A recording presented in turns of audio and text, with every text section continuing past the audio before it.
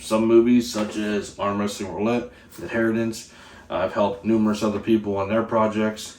People have always asked me why I wanted to get into making movies, and I thought to myself, well, I just do it because it's fun. It's something I've been doing for a long time, and I figured maybe I should ask some other people and get their opinions on why they make movies and some of the struggles and information and things that the general public just doesn't know about the movies that we make, being the low budget, indie, whatever you want to call it, no budget, cheesy B movies, whatever you want to call it. So sit back and enjoy. Maybe you'll walk away with something you didn't know and a new appreciation for the pain and sweat and blood and tears that go into these low budget movies.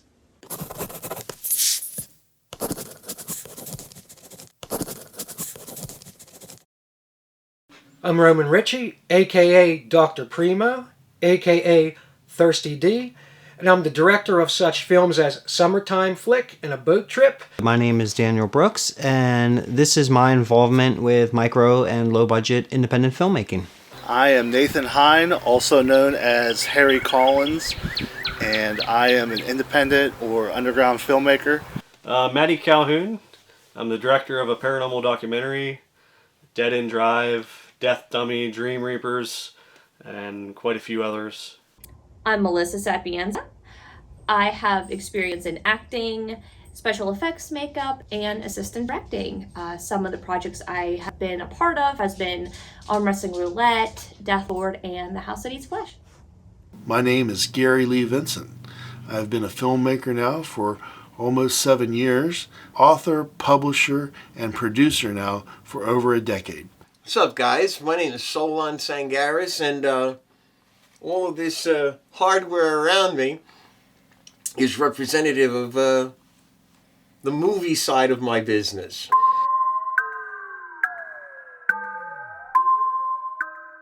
The love of films. The love of films. Just the love of making films.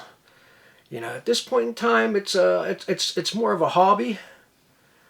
But just getting out there and making films.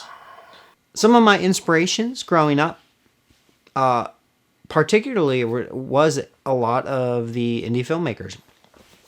Now, I did not know that at the time because growing up as a little child, I couldn't tell the difference. I couldn't differentiate what made a large, multi-million-dollar budgeted film or opposed to something that was made for $12. I really couldn't tell the difference. As I grew older, in 1999, I had seen the Blair Witch Project, and then by that point, I was already 18 years old, and I had a better understanding of what filmmaking was. But I didn't realize anyone could just go out and do it. I didn't realize there was people out there with camcorders, running around just making films because they enjoyed it. I never thought of that as a concept. So when Blair Witch came out, I realized wow, this is amazing. These are people that made, now I wouldn't consider that a micro budget film, but very low budget.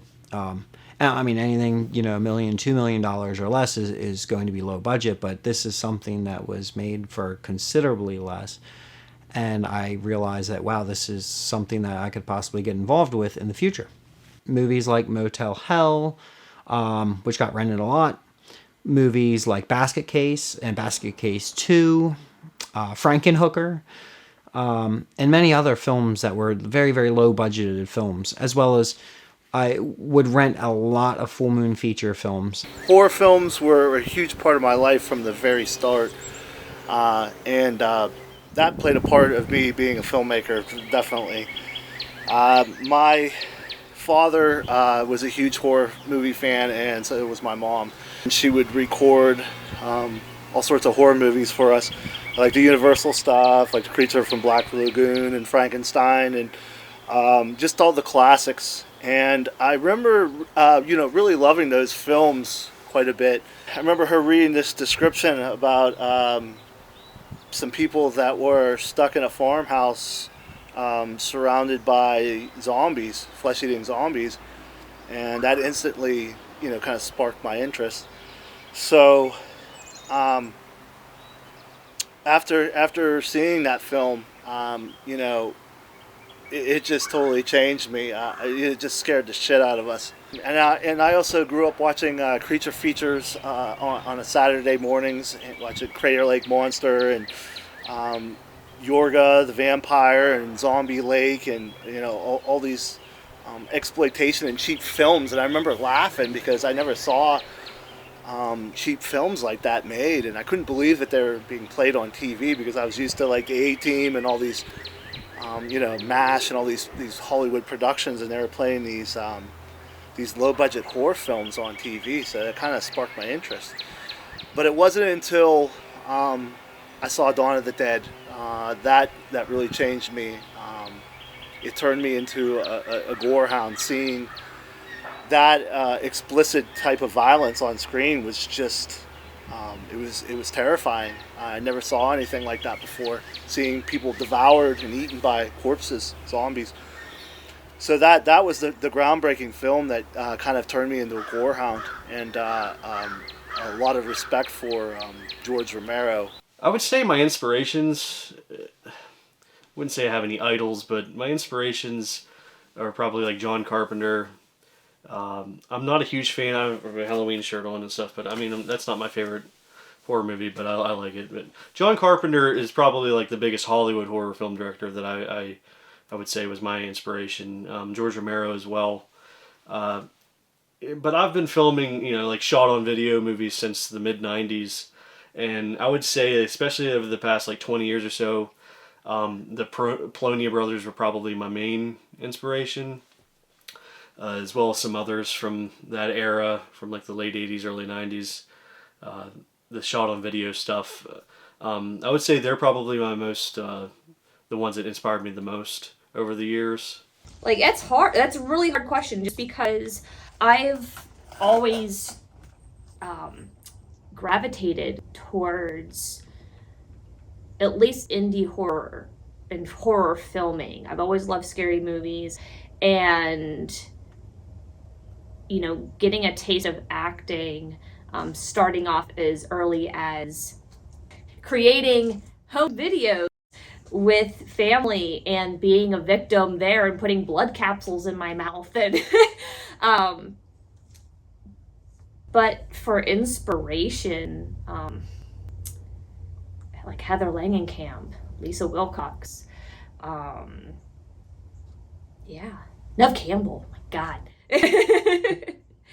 This might sound a bit odd, but as a kid, I really liked watching Chuck Norris movies. I liked action movies and martial arts films. I really enjoyed him, and I liked watching a lot of the types of ideals that he stood for, both in his films and as a person in real life. So I would say Chuck was probably one of my big inspirations as a child, watching films and seeing how things were done.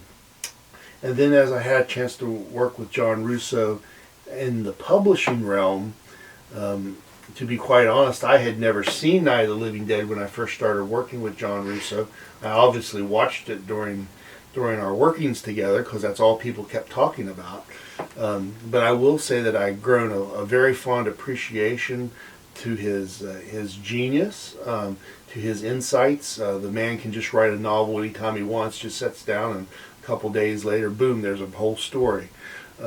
He has a gift with words, and I do know that he has the experience to learn from. And so I think anybody that could tour with John, like I have, and to gain knowledge of the whole making of films like Night of the Living Dead and Return of the Living Dead and Midnight and Heartstopper and The Majorettes and various other properties that he has done, even the 1990 remake of Night of the Living Dead. So all these things he has stories about.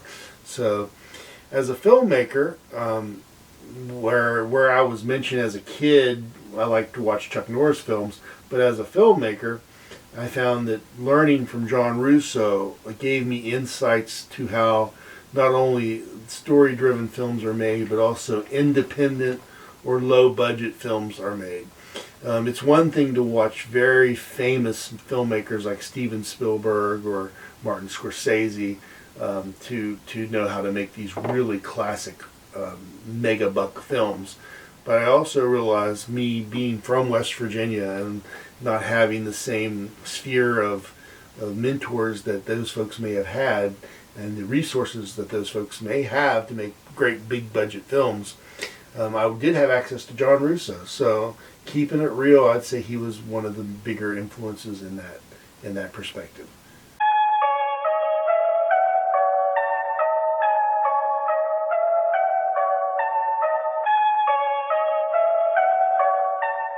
A micro-budget film is basically having no money and using pure imagination, and just the desire to get up and make something with as little as possible, making the most out of nothing. What do I consider a micro-budget film, and what does it consist of? So, again, when it comes to like low-budget films, it could be something that even goes into the millions, but when it comes to micro-budget, I would consider that something that would probably be about $10,000 or less, or roughly around that range. I don't think a lot of people realize the costs that come into even something that's a no-budget film. Now, of course, anyone that wants to make a film, I highly suggest do it. If you're even considering it, get yourself a camera, get yourself a light, get yourself a microphone, and get out there and just make a movie. Just do it. You'll learn as you go. But as for micro budget, I would say that's something quite small on the budgeted side. But not even just that. So when it comes to the cast, the crew, what I consider a micro budget film is something that's very limited on that. It would usually have a very small cast, usually particularly a very small crew, and people that wear many hats. It all depends on what you mean by micro budget now. And when I did my first movie, it was $100,000 budget to make With All Thy Getting, which was never released, and I have a copy of it. They considered $100,000 a zero budget back then. So, micro budget, considering the advances in technology, there's going to be a hell of a lot more micro, zero, low budget movies. And the stuff that Hollywood's putting out nowadays, and I think this is going to be what's going to really boost the micro, zero, low budget, independent, that's the key word, independent movies, is the baloney that's going on the left coast, the Hollywood thing, where everything's got to be formula, where everything has to be, I don't want to say politically correct, but inoffensive, and it's got to check all the boxes. That's going to be the downfall of the left coast Hollywood big budget movies. No, they're going to come out with big budget movies that are going to be spectacular, special effects laden, amazing visual movies. But where's the story? Where's a cohesive, followable plot that makes sense? That is what's going to make the independent zero to low budget movie pop. That's what it's going to do. It's going to, again, with the available technology, with cameras, microphones, recording gear, that's what's going to make the independent movie mainstream. And I hate to say that. A micro-budget film. Let's see, I've never really had much of a budget for a film, so I can't really compare. I would say a micro-budget, though, would be, let's put it this way, I think the most I've spent on a movie was maybe a couple $1,000s, and that's you know, just throwing stuff here and there, you know, into the budget. Usually props are what's the most expensive. And lucky enough, I've had some friends that have, you know, been generous enough to buy props for them, you know, and then we use it, we share props and stuff. That's probably the biggest thing is props. But micro budget, I would say anything just a few $100 to a couple $1,000. To some directors, it might be a few $20,000. I don't know, but for me, I've made a movie on $50, and then go around and get a limited release of it and make 10 times that. So it's I'm not bragging, but it's just that's pretty much a micro budget film. If you can make a movie for nothing or next to nothing and make some money off of it, that's great. If you don't make money off of it, that's great too. It's just trying to get your films out there is the most important thing, in my opinion, and having fun. A micro-budget film consists of enough of a desire to take a bunch of your friends and make a story on film and edit it yourself and do all the artwork yourself, and at the end have a complete product without too much intervention. A micro-budget film for me is almost the same answer as a no-budget film. But most people need some kind of monetary amount. So we would say a micro-budget film, in my definition, would be something for $10,000 or less. Most of these films will be made much lower than that. For example, my film Desk Clerk was made for $5,000 and under, which is fairly low budget, if you know what I mean, considering a SAG-AFTRA definition of a micro-low budget film is something under $250,000.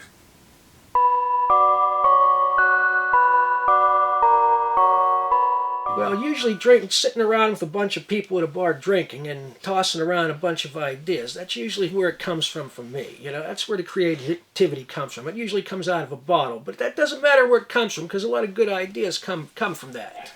I started writing all this good stuff, but then all kind of things went wrong. Actors wouldn't show up, things got canceled and all them, so the script went right in the shitter.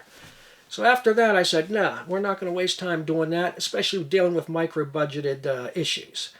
So what we do is we kind of just roll with the flow. We have an idea, and we just take it from there and go. Now there are if I have certain actors that I know are absolutely dependable, I'll have the idea, and I will have dialogue written out for specific scenes that must be done. But some of it's ad-libbed. It's a combination of ad-libbing with a specific idea. But if there's certain scenes that actually have to have a point, I will have written dialogue. But everything can be worked with. You can work around because there's always something's going to change. People don't show, something goes wrong. Certain locations you might not be able to get. The idea to make a movie. As I said before, I've been inspired since I was a child. Watching horror films on TV. It's just fun getting together with some friends and come up with stuff on the fly, and filming is my favorite. It's just a good time, and like I said, you film it, you have a good time doing it, and then you get together and watch it after you're all done and kind of chuckle and laugh at stuff. It's just fun. It's mainly why we do it. It depends. I mean, starting with a title, it depends. I mean, sometimes I'll come up with some titles just for fun, and then I've made some movies over some like fake ideas or fake titles for a slasher, but it basically just we'll film something and most of the time come up with the title afterwards, just seeing how the film goes and what happens in the movie, and we usually just try to come up with some goofy title for it. My writing process, it's kind of a joke, because to be honest, I've never really actually written a script or written a plot out. It's usually a lot of it's just kind of filming on the fly. Excuse me, kind of filming on the fly. But there have been some films for sure where I've gotten together with a friend or two and we've written a short outline of our ideas, and then you go and film around that and include those ideas, and so you have a little bit of structure. You have to have some structure. So I mean, it is a good idea to actually put some notes down. I'll put it that way. When it comes to the storytelling part, I think of the main character first. The main character and, what their intentions are, what their personality, and then branch out and create a timeline for them. I just kind of jump into it. and just start writing, drafting. But, you know, as I mentioned, it's focusing on the character that I have in mind, and the timeline that's involved. I really didn't know what I was going to make a film about, so I took an experience that I had with an ex-girlfriend in this toxic relationship we had, and I kind of based the story around that, like a personal story, which, you know, to this day, Last Days of Livermore is one of my most personable films. Well, the title sometimes is already there. For example, Midnight was already a built franchise for John Russo. So when he said, "Do you want to remake Midnight?" that title was already there. But if we look at other scenarios, films that I have made, such as Faded Memories, the idea was to make a film about someone who was dealing with Alzheimer's disease and dementia, and who was struggling to find hope. His son was looking for some kind of way to help his dad, and they seek help at the Veterans Affairs through an experimental drug project. And then the drug gives the father his memory back for just a short time, but it also gives him combat instincts. And in his delusional mind, he decides to start killing people. So we were making a lot of different ideas in this, and the idea of Faded Memories seemed to go very well for that movie. So sometimes you're already into the project a little bit before the title comes, and sometimes it's at the beginning. It just depends. The storyboards I do not create, though a lot of people do. I think that if I had at least access to some more artists, the storyboarding would be better for me, because it would help set up shots in advance and know how the angles you want to look on camera. For me personally, it usually involves setting up first a treatment, which is a couple pages saying this is what the story should be. And then from the treatment, I will either bust them out into chapters and say this is what happens in each chapter. Now notice that I say chapters and not scenes. For me personally, I typically write a book first. So I will do a small book, you know, like a novella or a novel, and then we will send that around to our buddies and filmmakers and stuff to see if they read that, do they feel there's a movie there? If there is, then I'll go back and begin the script part of it. Now, in movies like Faded Memories, or in films which are done quite quickly, we'll skip that book step of mine, and I will go straight into outlining. And the way I outline is I use a spreadsheet like Google Sheets or Microsoft Excel. I will lay out core blocks of action that needs to happen. So in those core blocks of action, I will then identify key players or the actors that we will need, and I'll put that in the notes. So I end up building it visually inside of a spreadsheet. Before then, when I was doing only novels, I sometimes would use diagram programs like Visio so that I could move boxes around and of what pieces of action needed to occur to get the story to flow. And that was especially important when working on series, because I had to keep a much larger storyline in mind, not just the single episodic piece.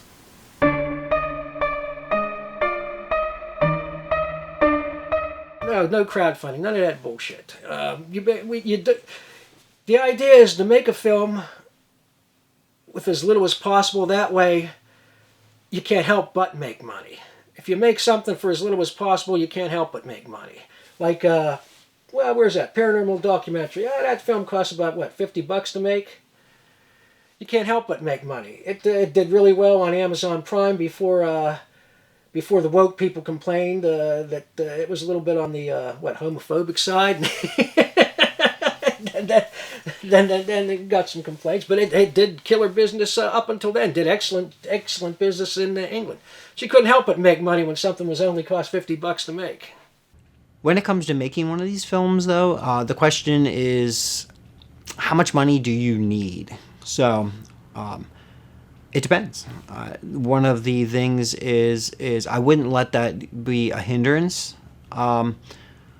on making your film, because everyone's going to make something different. And one of the things I think I like most about independent filmmaking is you don't have the involvement of those large production companies that are looking at, of course, making their money back on the film. So they're often, you'll see these with larger budget films, is money's being tossed out by production companies saying, hey, here's funds, but we like what you did with this, and this, but we want you to go ahead and change a few things. And eventually the film doesn't become yours.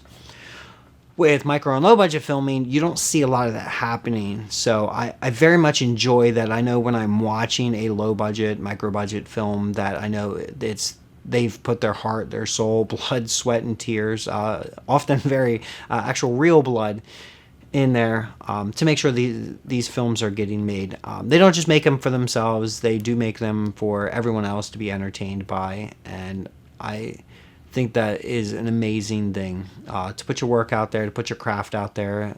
It's an art form. It is very much an art form that goes very much unappreciated. But of course, again, there's going to money is going to be needed from time to time. So in general, a lot of the films that I've worked on have had that budget around $10,000. Sometimes they go a little bit more than that, and often they actually go a lot less than that. Not intentionally, but it's just sometimes we just want to get out there. We want to make a film, and we're going to do it. And we say, hey, let's show up these weekends. We got a script. Let's just shoot it. And that's stuff that I actually have a lot of fun on. There's some silly little films that we've done, I think were some of the most enjoyable to make because we didn't have a lot of those stresses of getting out there and making something that's very, very expensive and with a lot of involvement. So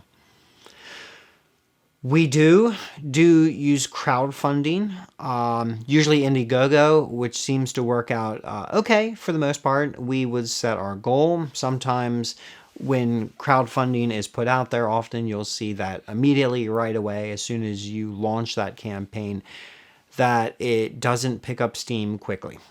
A lot of the crowdfunding money that's raised in these Indiegogos, in these these crowdfunding, is really in the last couple of days. Sometimes within the last couple of hours, you'll start to see it pick up quite a bit. So don't fret if you are putting some kind of crowdfunding out there like Indiegogo or any kind of other campaigns. Just know that it may not pick up steam right away.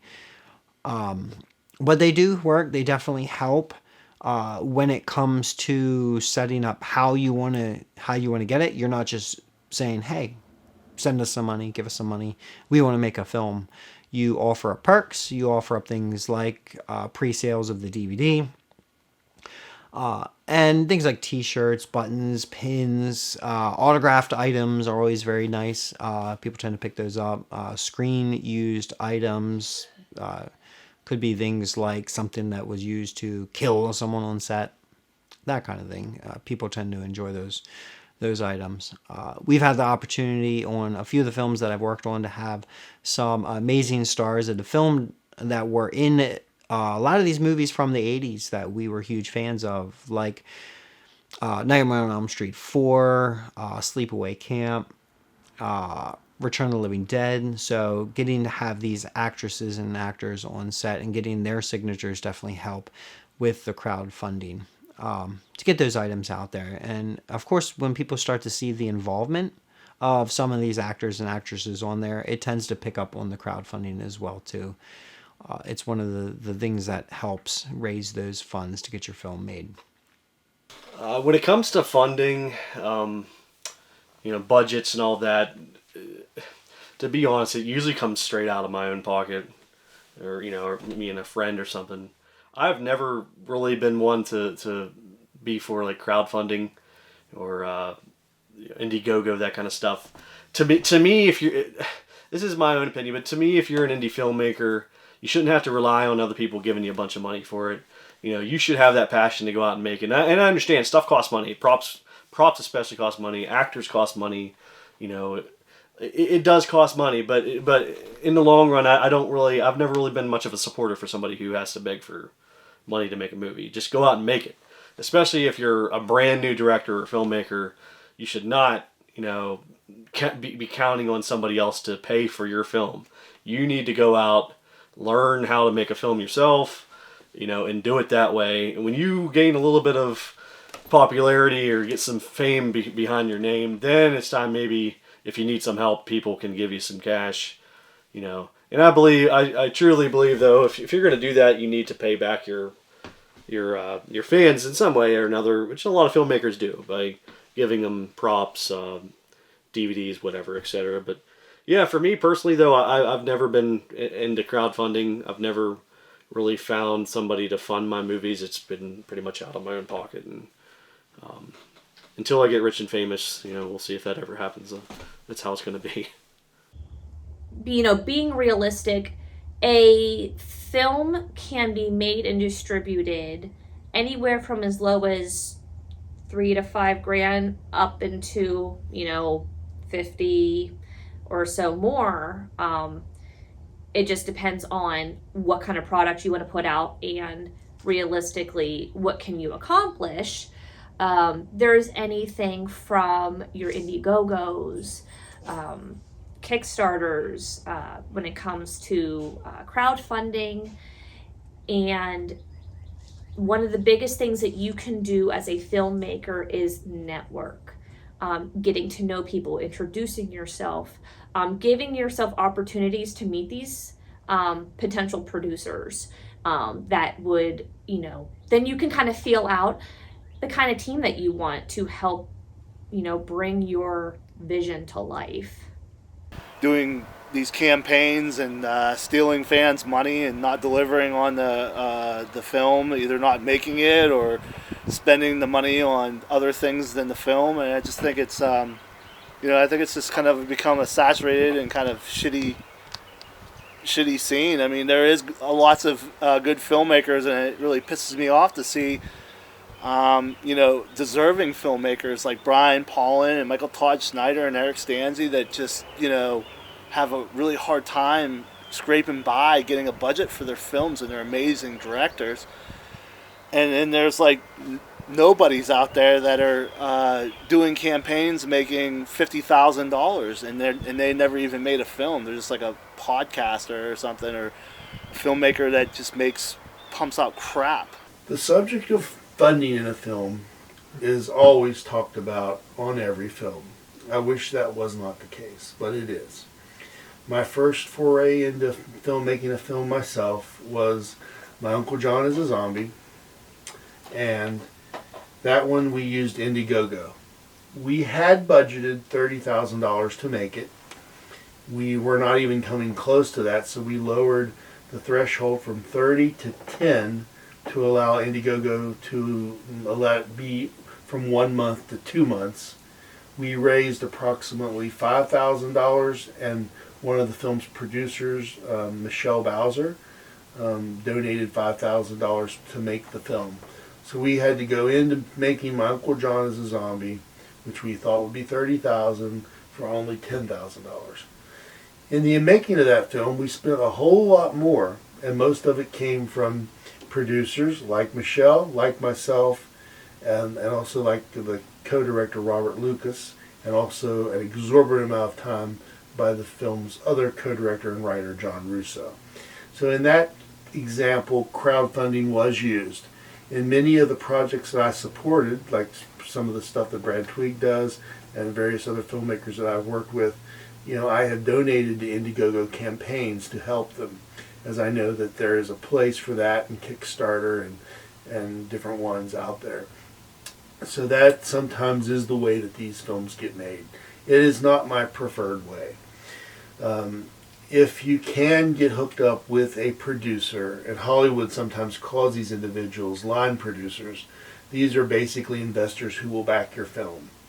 If you can get someone to like what you do well enough to back it for like $10,000, then you may have enough volunteer work and inspiration in your team to go ahead and be able to make that film for under 10, thus honoring your investment and being able to do it.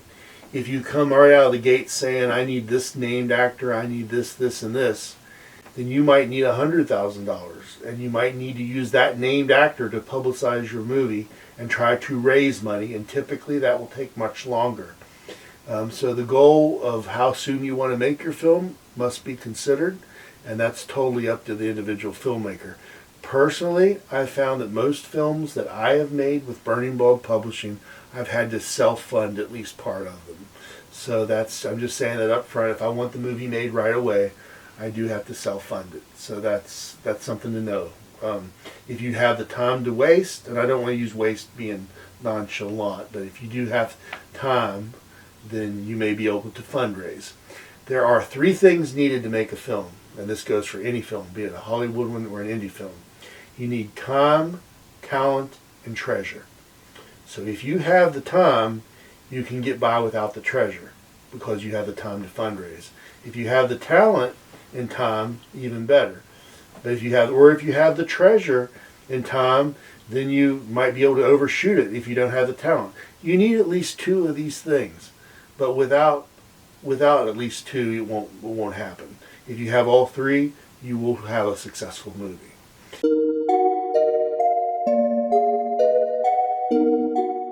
I got a good bit of equipment. I got a good many props. But if I need something, somebody I know is going to have it. And you start developing connections within the film community, so someone's going to have something that can help you out. Equipment and props. So when I first showed up on set, Brad had his equipment, such as his camera and those items as well too. Often Brad and Fuzzy Monkey Films were using the availability of a lot of the items, say for instance like lighting, of people that had already had that. We had a few people that had sets of lights, whether they were using them for photography, their own filmmaking, and often these were people that were involved in the movie that was being made, and they would be able to bring their items on set. So early on, I had a good understanding of what was needed to make a movie, or some of the important things. Now, of course, I did things like hop on YouTube and just, type in, hey, what do you need? What are the necessities when making a film, particularly like your independent, your low budget, where you don't have a lot of money. Amazon, of course, is a huge help on this. You also have companies or product brands like Newer, which definitely help someone that is getting started in filmmaking. I highly suggest just picking up some of those cheaper items. Get them very, very cheap.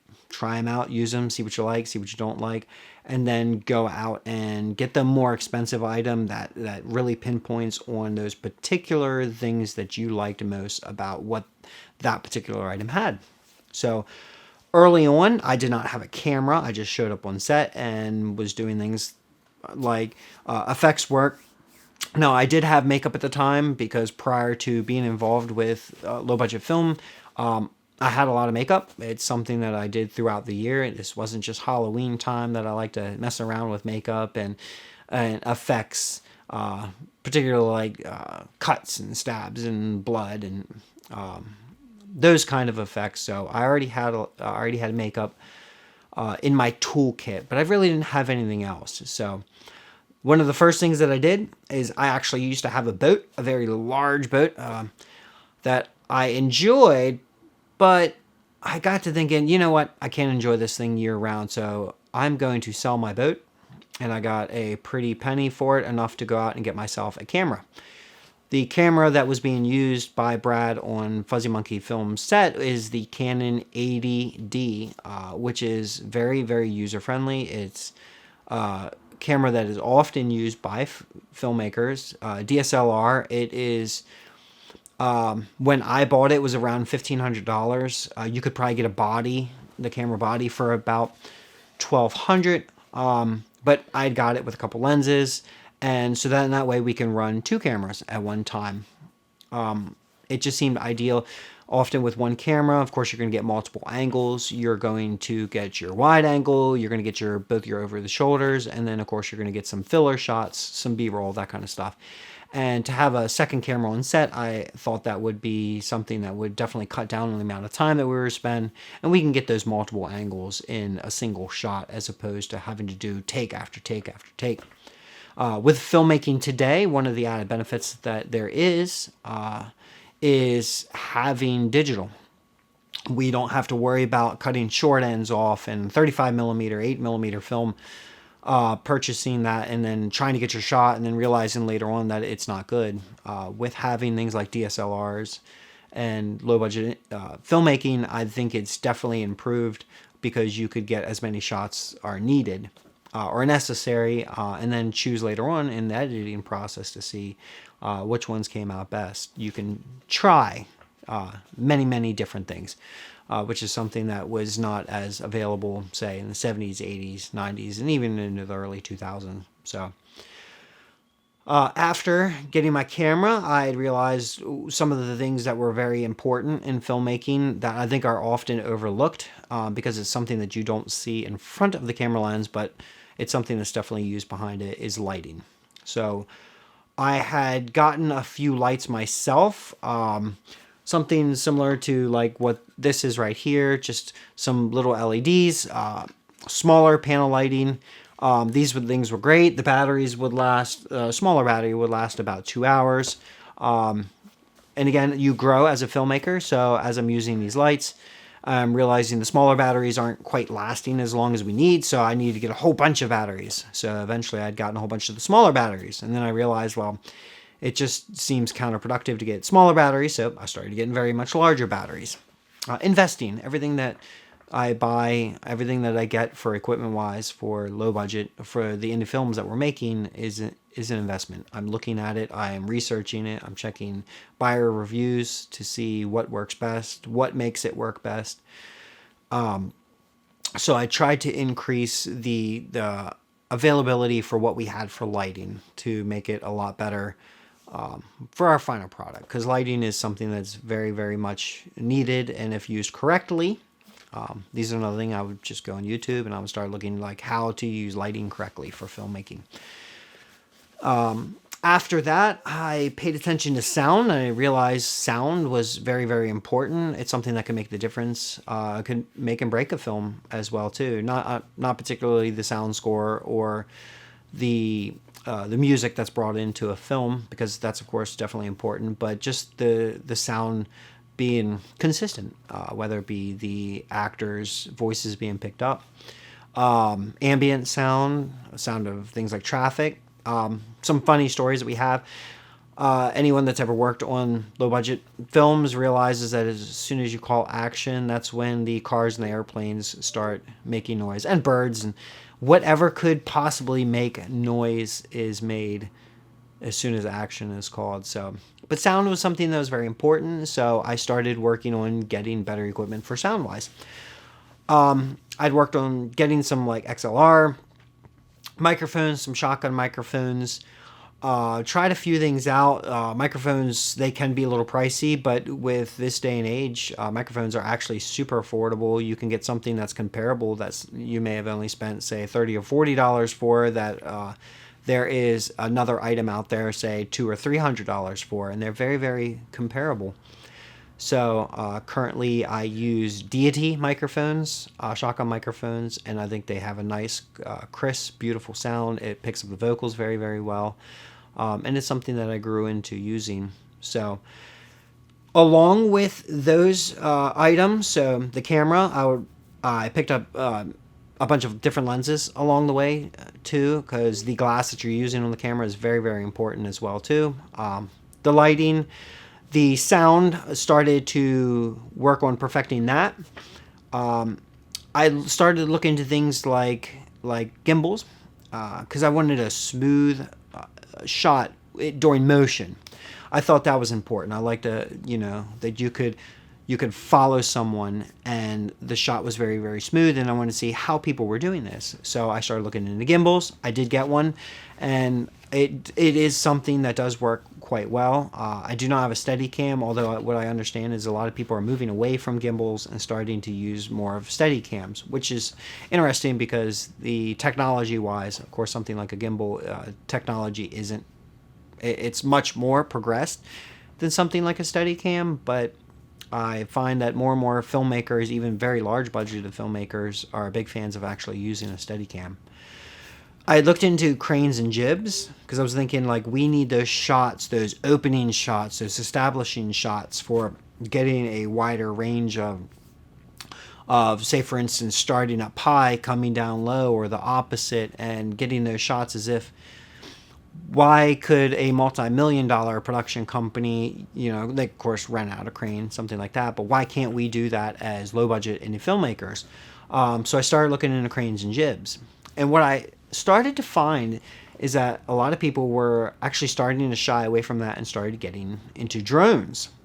So I started looking into drones and I'm thinking, wow, this is fascinating. I can't believe this is something that I could actually do. So I purchased a drone. I began to start using it, fiddling around with it, increasing my ability to use the drone is not the easiest thing to do, but I think over time you could definitely get better at perfecting that as a craft. I realized that when it comes to using drones, it is, the FCC is not a huge fan of people making money off of footage that's used from a drone. So I had looked into and I began studying to get my Part 107 license so that I could operate just simple drone and begin to get footage that I believe really makes a difference in filmmaking. It's interesting when you see it in anything from commercials, many commercials that you'll see, especially in things like real estate, you'll see drone work. I mean, I recognize it as drone work now, but prior to getting into this craft, I never realized it was used as often as it was.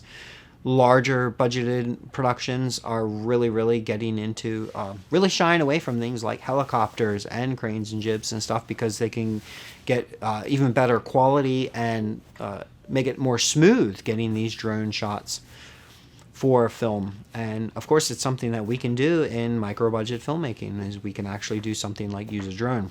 So in order to make sure that no one was getting fined, because the possibility does exist when it comes to the FCC, I'd made sure I got my Part 107 license and began doing drone work. And getting to see the films that have already been put out and films that are about to be put out that I've done drone work for, I find it quite fascinating. It's actually,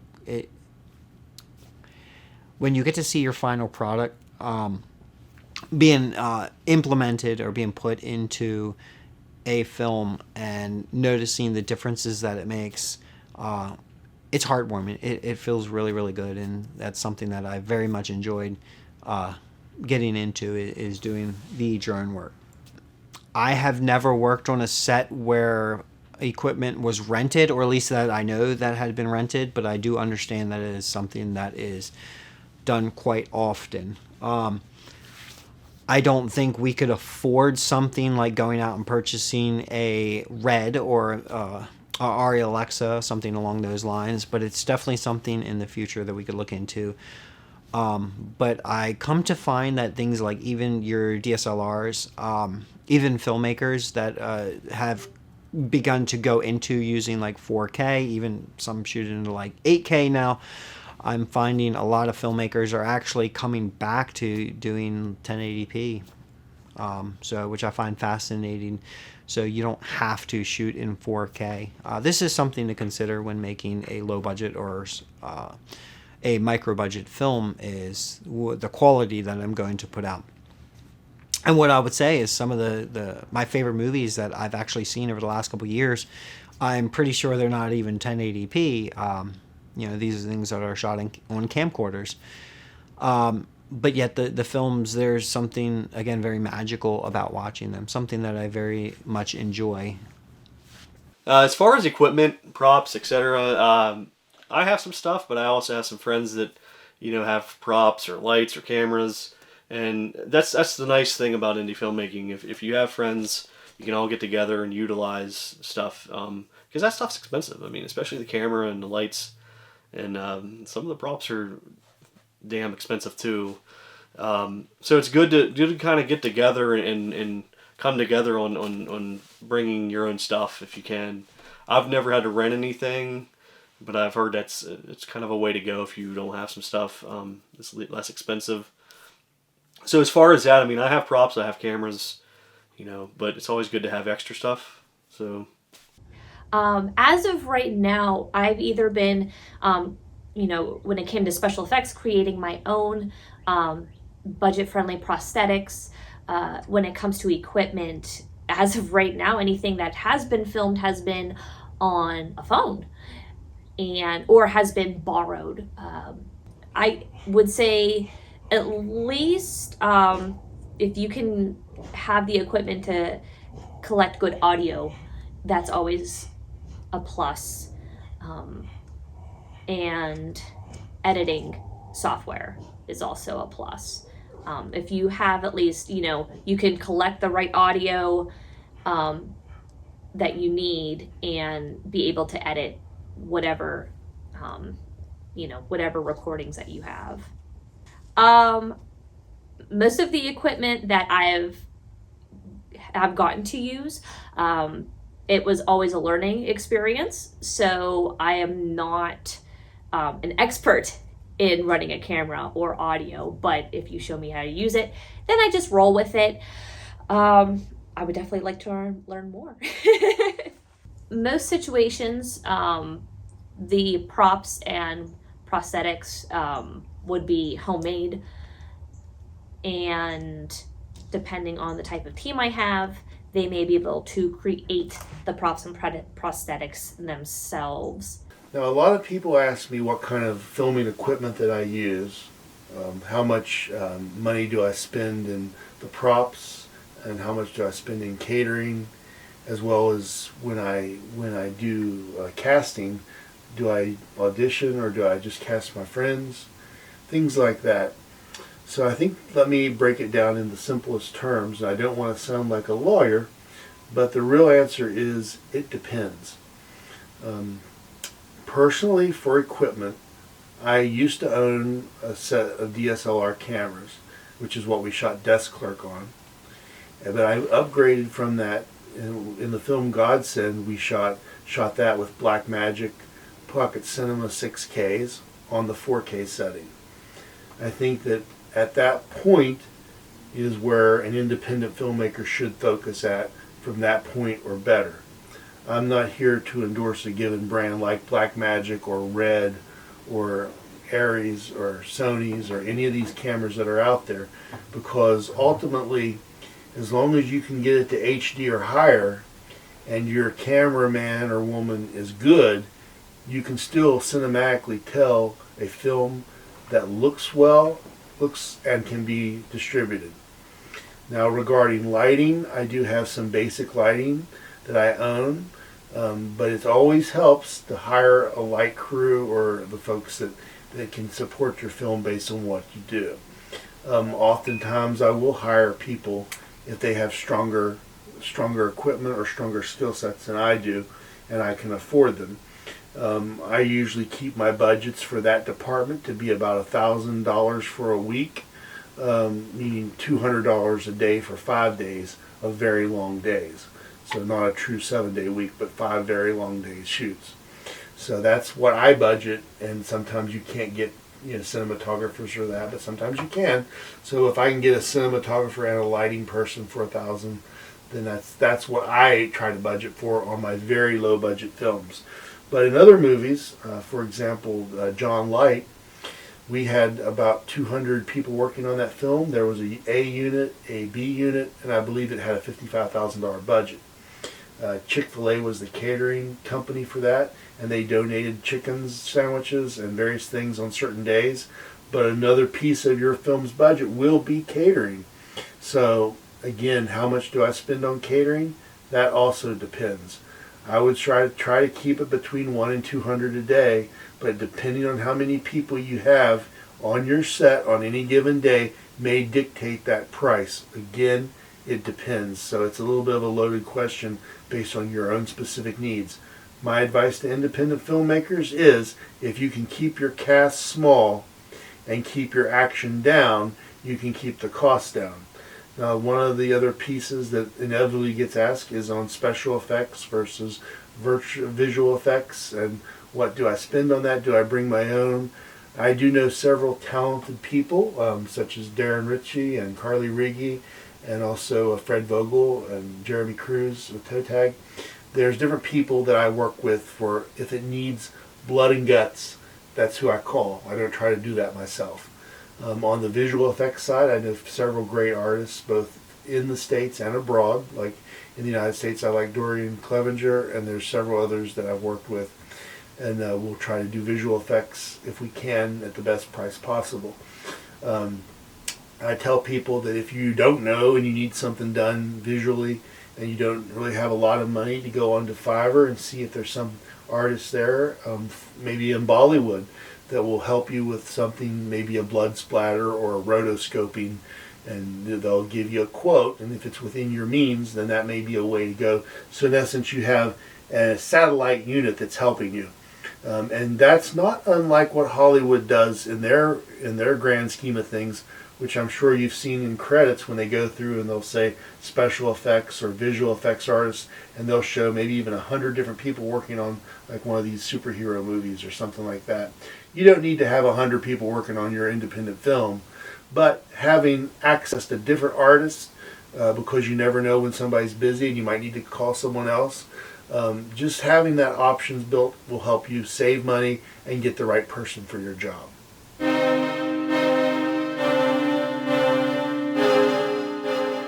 Everything's volunteer. Everything's volunteer. Sometimes it's just me alone with the camera. Sometimes I could have a crew about up to like 6 people. Sometimes it's just me and a camera. I take whoever's willing to work. Whoever's willing to help. Whoever wants to be there. That's what I want. Whoever wants to be there, that's who I'll take. There's that, and there's certain people that have certain looks and their acting style that fit better in the role. I'll use anyone that wants to be in a film, I'll put them in a film. But for certain roles, I select the right personality and the right look for a certain role. Crew. So a lot of the sets that I've worked on, we tend to have a very small crew. Some of the primary elements when it comes to a crew, of course, we're going to have the camera operator. On some of the films that I've worked with, the camera operator is also the director as well, too. Not the DP, but I mean the actual director. On other sets that I've worked with, we've had a actual separate director and then a cinematographer or a DP, director of photography. So to have those 2 separate roles. Along with that, of course, you want to kind of get that microphone up real close to the actors, especially when you're using something like a shotgun microphone.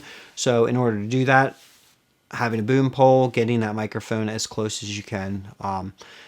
What's interesting as a filmmaker prior to making films, I had never realized or considered something like a microphone or how close it would even need to be to the actor or actress. But after working on set, realizing that it doesn't ruin movies, but once you start to watch movies, you realize some of the secrets behind it.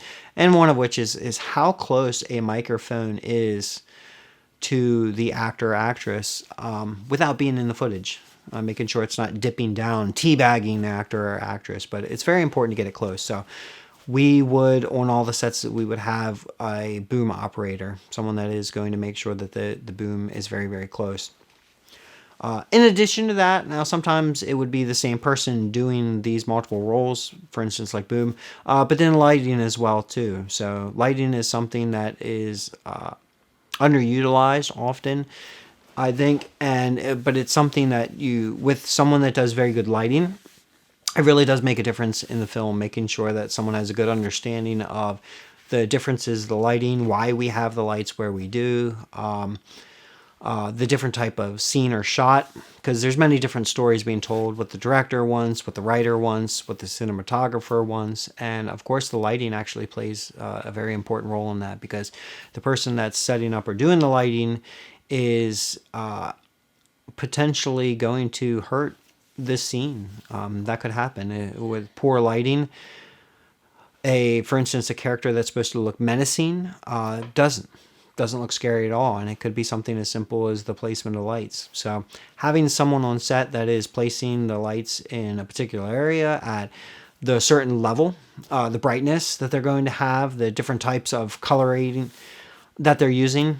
I like a lot of like Giallo horror that Italian look to it. Lighting was very, very important. You're going to see lots of like maroons, reds, blues, and that was something that I always found fascinating about giallo horror is the lighting and the importance that something like that can make in a film. And just like with the drone work that I spoke of earlier, lighting I think is something that it can also make or break a film, but it's something that's very important. So when it comes to micro and low budget filmmaking, often the people that are involved are going to pick up a lot of the cost. I have never worked with a director that didn't try to compensate for travel, or of course they're always buying meals, making sure that everyone on set is fed. That is something that's very, very important to make sure that you are feeding your cast and crew. It's not just something to make sure that they're getting food in them to help out on set, but it's a level of appreciation. So I think it's something very important when making a film to make sure that everyone is fed. All the sets that I've worked on,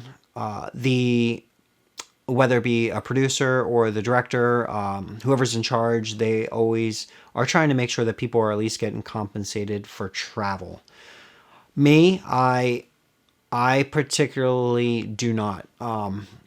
I turn it down, and the reason why is because I'm looking at these films as an investment, and I want to make sure that the film can be made to its highest potential. So when we look at something like, say, the director wants to get a particular actor or actress involved in the film and thinks that they might increase, say, for instance, getting a higher budget because it gets involvement from people through crowdfunding. If I look at it as if I'm taking pay, then that might take away from something like that. Or it could be something like a perk that is getting people that are interested in getting the film later on. Maybe it's something that in the editing process, they're able to add a particular element that costs some money, and I would like to see that money go to them. But there are always costs that are going to be when it comes to the cast and crew. Me particularly, I've never been involved on that end, but we do definitely in low budget and indie filmmakers make sure that you are putting out there that whether or not it is an acting, it's a paying role or non-paying role. That's something to be very, very specific about.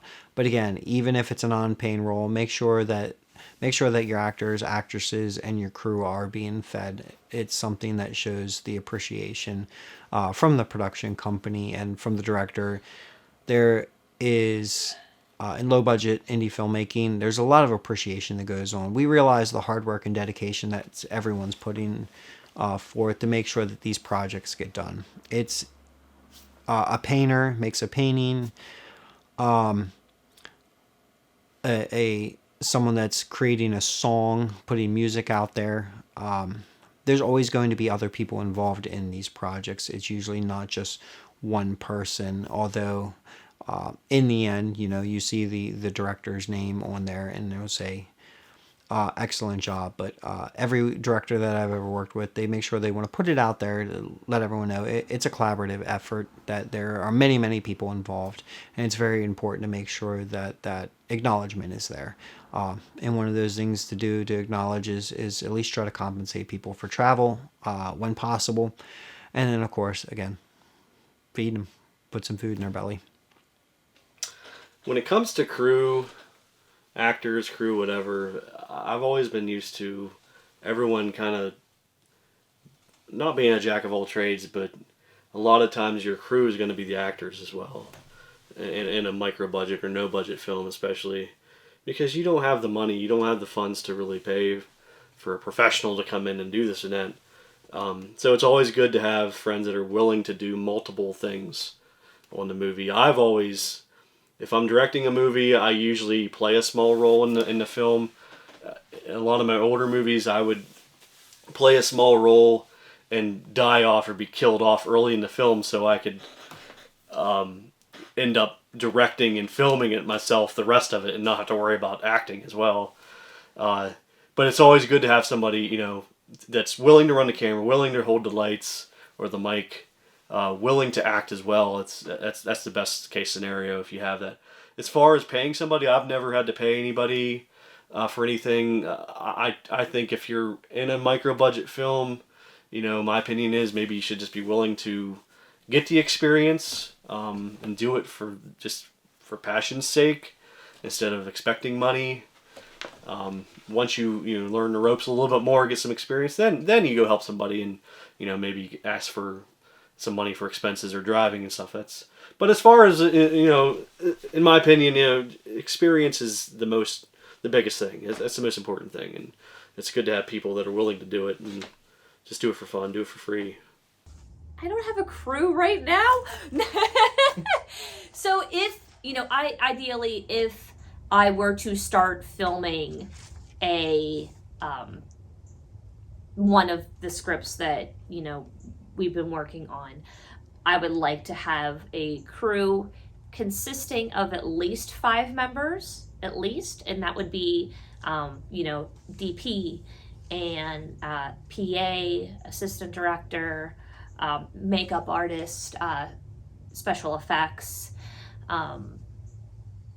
and in an ideal world, I would love to pay everybody, because we all put work into it, and it's, at the end of the day, it feels like a job. It's a job. It's you're working hard, you're working countless hours to create something, so why not be compensated for it?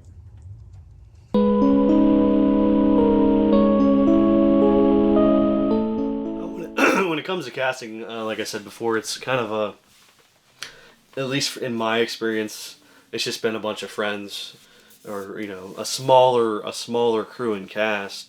So you kind of just deal with what you got and who you got, and you go from there. I mean, sure, if you have a character that's supposed to be this beautiful girl, who's the sex appeal of the film, then you gotta try to get that kind of person.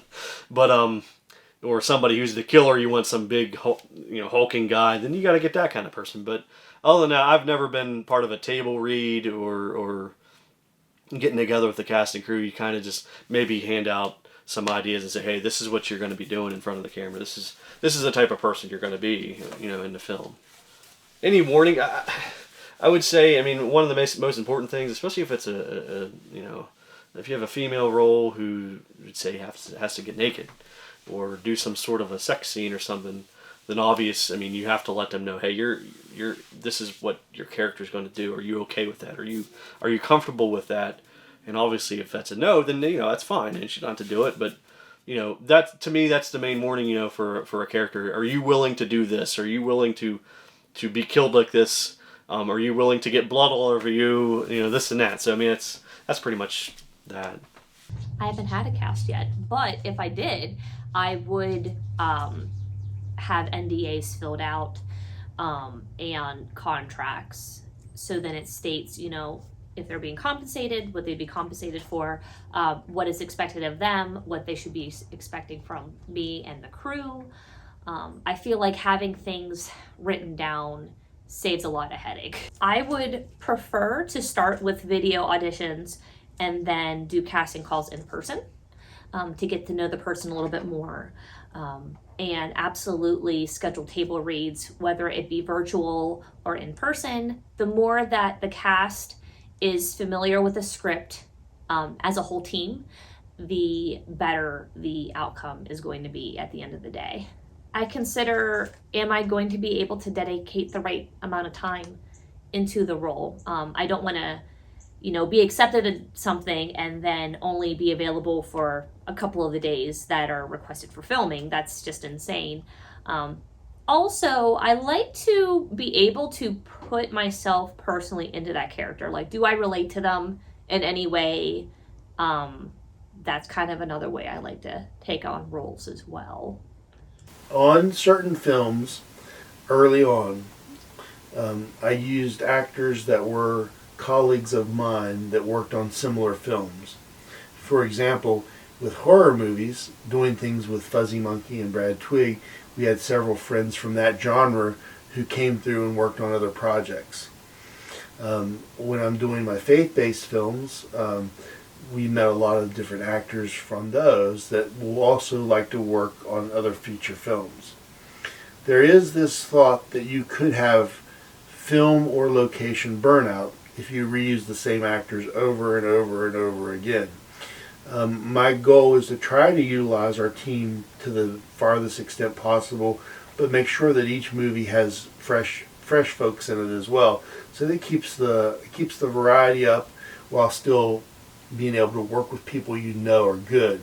So usually folks that appear back to back in my movies are folks that I know are consistently good and can deliver a performance. There are some movies that do require auditions, and I highly encourage them. For example, your lead should always be auditioned. In Midnight, we had several people that sent in video auditions for, and although we only selected one specific main character for the role of Nancy, we actually used several of the folks that auditioned for Nancy in a variety of roles in Midnight because their auditions were so powerful. So I recommend doing them if you can, so that you might find serendipitously other actors for different roles just from your one audition, even if the audition is for one specific character. Do that when possible. Regarding table reads, if you have the luxury of the time to do it, I would recommend it, because just hearing people say those words can give you an idea whether or not the words you have written make sense when they are spoken.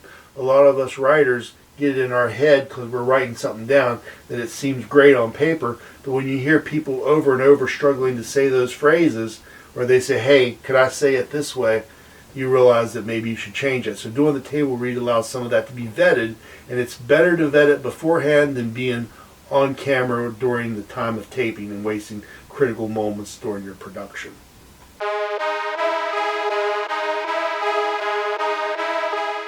The best thing you could do for a low-budget film is have the most exotic and attractive location as you can, which makes your budget look bigger than you actually have. That's the best thing. And as far as actually having permission to shoot in certain locations, sometimes I'll actually get permission. Like shooting in a bar, I'll get permission.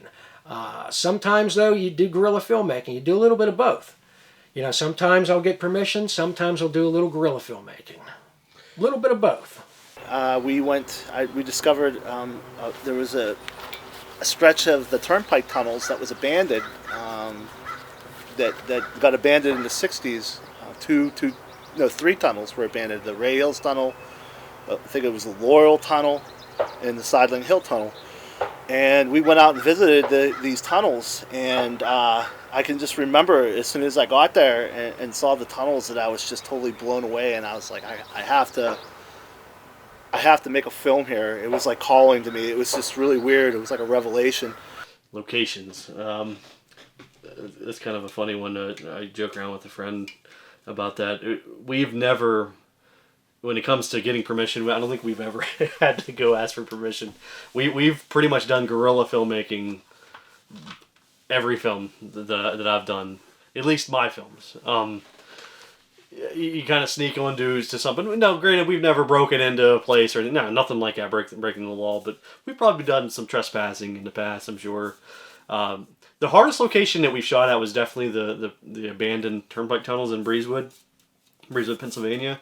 Those were tough. I mean, it was such a cool spot to film. I filmed 2 or 3 films there, but especially the Sideling Hill movie, Nathan Hines movie.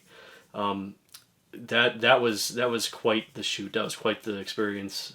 Some really grueling long hours at that place. We got chased out of there once by somebody. Other than that, though, I've never had any issues with locations. We filmed on the streets before. I filmed, hanging out of cars while it's moving. I mean, all kinds of stuff. We've done mostly guerrilla stuff, which, in my opinion, is the most fun. Okay.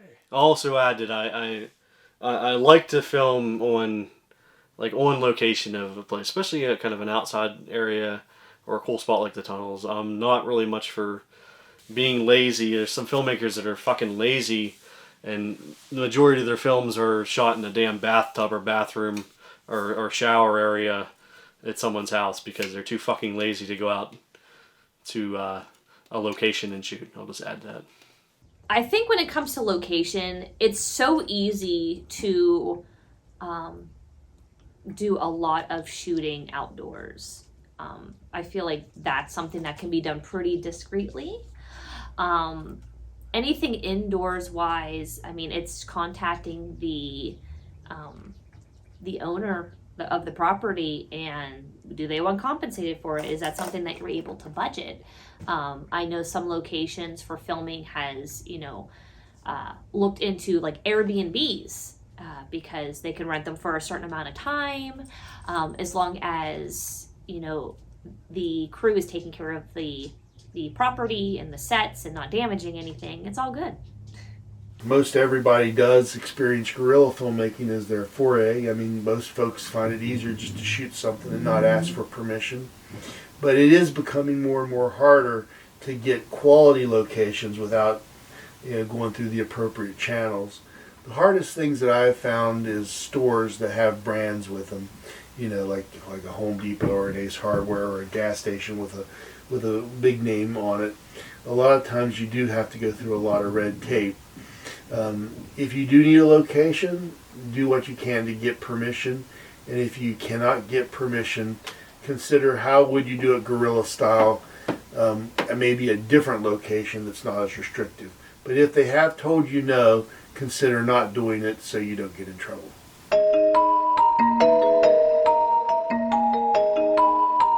No, because if they try to sue me, they're not going to get anything. I mean, there's a saying, you can't get blood from a stone. If you sue me, you can't get nothing from me. I've never had anybody fill out a release form. It's all, like I said, we've always filmed for fun. That's what matters. If they're willing to get bloody, naked, whatever, that's fine. If they're not, that's fine. Don't be in it. But yeah, no need for release forms for me.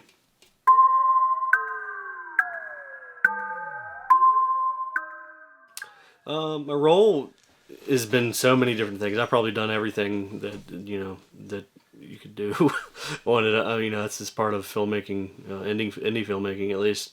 I usually like to be director when I can be, especially if it's my idea. That way I can just kind of lay out all my ideas and do it. And I also usually run the camera as well for my own films, minus the times that I'm on camera, in front of the camera for a small role or something. As far as Friends movies, I've done all kinds of stuff. I've had some little bit parts, roles. When I work with Nathan Hine, Darren Ricci, those guys, I've helped with hold props. I've helped do special effects. I mostly run the camera. I'm usually the primary director of photography or cinematographer. So that's mainly my role when I'm not making my own film, is cameraman. I've done a little bit of everything, I guess, pretty much. Never really done makeup. That's one thing I've never done is makeup. Especially if it's for my own movie. I like to direct and I like to run the camera. That way I can just make sure I get that vision on camera that I have myself. I mean, like I said, I usually only have somebody else run the camera for my own movies if I'm acting, and I can't run the camera at the same time as I'm acting, so. No dedicated sound man, really. Just whoever's there to help. Whoever's willing to help with sound, with lighting, all that stuff. No dedicated, really, anything, to be honest. So, as of recently, I have been assistant director on a set, and, the responsibilities there were making sure that the cast was where they needed to be for their scenes, making sure that, we tried to stay on a timeline as much as possible, even helping with slate and making suggestions and helping editing scripts as needed, because, changes happen. I think I would prefer for my first film to have a smaller crew. I feel like, dedicated lighting person, that can just be teamwork between the DP and the director or the assistant director, or it could be a collaboration of who's doing the boom, so it would be boom and lighting. But basically, I can see my first production being a micro budget, so it's one person may be doing 2 jobs. Well, I need to specify that as of this interview, I've worked on over 100 feature films and television series. So, for example, in Black Panther, I was an actor, so I was in a scene at the United Nations, which is a little piece in the credits. So that was an all-day shoot, but I was only an actor. In the movie Desk Clerk, I was both the director and I was an A unit cameraman, and my colleague Rich Bottles was the B unit. So we ran 2 different cameras and had 2 different people. In the movie Midnight, I was the director, and we had between 4 and 5 different camera people at different times. So I do run the camera on a lot of films, especially a lot of Jason Campbell films. We are very limited resources. Like there was a movie called Coronavirus, Perfect Storm, and Coronavirus Patient Zero. Both of those little films, I ran 3 cameras by myself and co-directed with Jason. So that was a role where I was even setting up lights and doing everything, almost all the roles. But I do know that you will have a better quality film if you can direct as one role and let a gifted cinematographer do the other role of handling the camera. If you need to do both, then that's fine because you're watching the video screen. But as a director, it's sometimes better to be having that connection with the actors and focus on their performance and watching their performance in a video monitor while the gifted DP or cinematographer is capturing the footage. That way you can see everything going on and not worried about the mechanics of the camera. Yes, I've done them all. I've played multiple roles on films, but if you can separate them, you will be better off.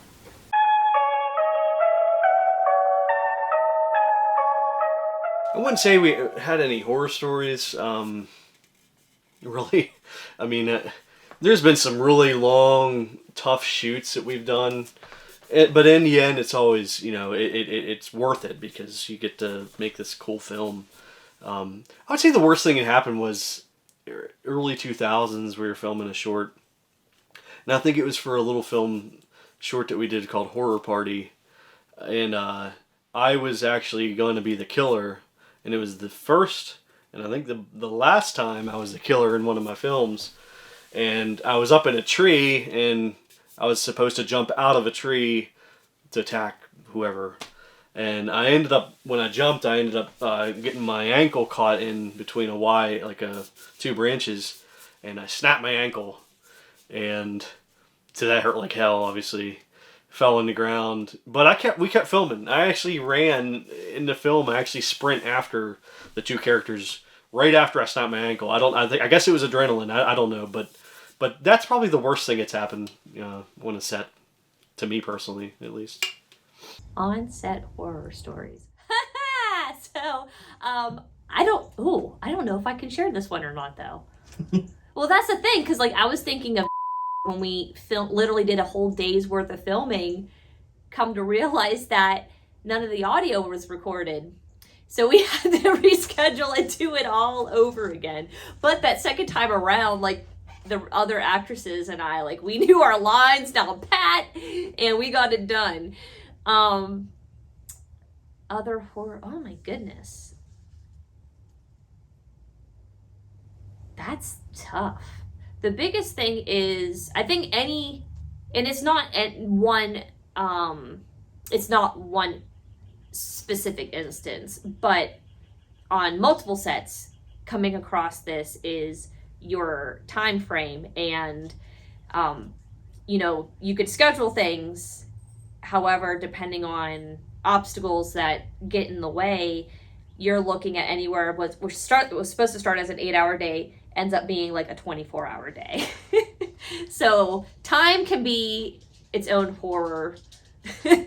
Somebody just needs to make a movie about time and being on schedule, and it never happens. You should always expect the unexpected, and always expect that Murphy's Law will show up in full force. When you think it's going to be a sunny day, know that it might rain. I would say that if you are part of the person planning the film, to go ahead and lay out days that will pair up well between rain and shine, for example, so that you can swap days if you need to. And that the characters, if you bring someone in from out of state, try to pair them in a way that they're not spread out too many split days apart, so that when the weird stuff happens, you can roll with it. We have had situations where cameras have broken down on set, and we've had to find new equipment and actually buy a camera in the middle of the production. There's been times when pieces of rental equipment hasn't shown up on time, and we're now out. One of the biggest worries that I had was I went and did a film in Canada, and I had to fly first to Edmonton, Alberta, and then drive 6 hours up to British Columbia. When I landed in Edmonton, TSA took the master battery component for my camera that was needed for the whole shoot. It was a specific battery, and the Blackmagic cameras used all that battery, and anything smaller will not work. And being that far out in the boonies, after leaving Edmonton, I knew I wouldn't have access to any of that, and I didn't have any way to get one. The way we accommodated was we stayed in Alberta and looked for a camera shop, and we found a smaller version of the bigger battery that I had, and that's what we had to make do for the entire 2-week film shoot in Canada. So you always expect the unexpected, and make sure that if you are traveling, have extra money that you are going to be okay spending, because you may find yourself needing to buy something expensive because there's no other choice besides shutting down the production. It was a total nightmare because we didn't know the access points to the tunnels at that time, and we walked like 2 miles with all this gear down this abandoned turnpike road, and it was just grueling. And then when we got there, we had to deal with people coming because it's a bike track now. People ride their bikes on it. So we had all these issues with people. I was trying to shoot this content that was kind of extreme, and it was just a total nightmare. And at the end of the day, I was trying to do effects and stuff, and I just got really frustrated because I never did a film before, and I didn't know what the hell I was doing. So we left, and we went and got dinner, and then after dinner, Dan comes to me and says, "I lost the camera." And I mean, what do you mean you lost the camera? He's like, "I lost the camera." And I was like, "What the fuck is it?" He's like, I don't know. I think it might be back at the tunnel." And I'm like, "Oh my God."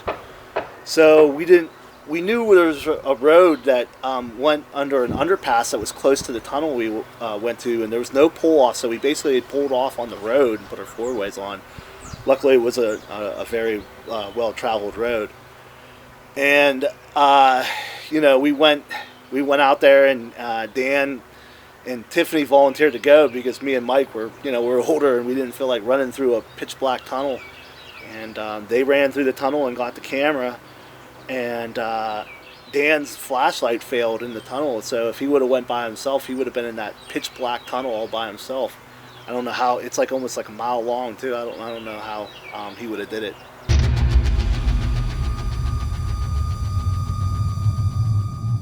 Can't say I've ever been stressed out. You just learn to adapt to any type of situation.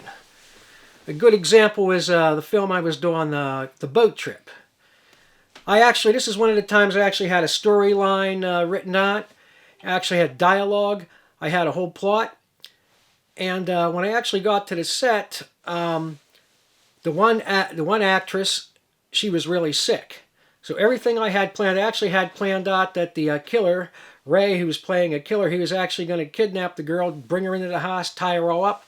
Here the girl was really sick. She couldn't do anything. She was barely able to stand. So I had to throw everything out the window, change everything. So what I did is I adapted. I actually had her become sick in the film, where we can just actually get her and have her just laid on and be incapacitated through a good bit of the film. So, I mean, you learn how to do that type of thing. You actually have to adapt, and we made her actually sick in the film where she could actually lay it on. Actually, it worked out. The film's actually going to be playing at a festival this Friday in Pittsburgh, and then it's actually going to be shown at a festival in New York, I believe in either June or July. I'm not sure which, but it's playing there.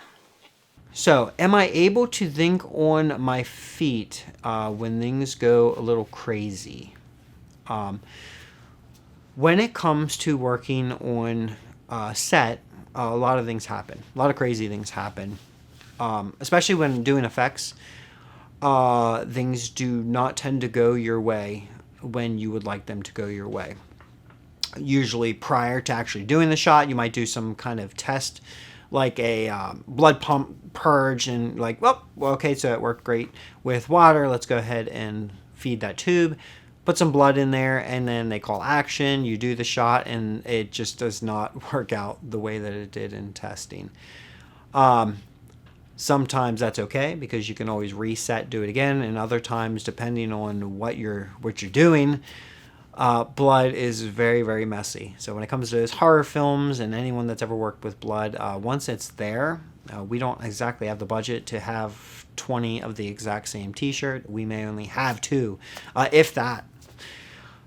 So once you start getting blood on everything, it's like, well, what can you do now? So I think this is kind of funny, but the idea of like, just add more blood. So working on low budget indie films in the horror side of things, I think one of the ideas is just add more blood.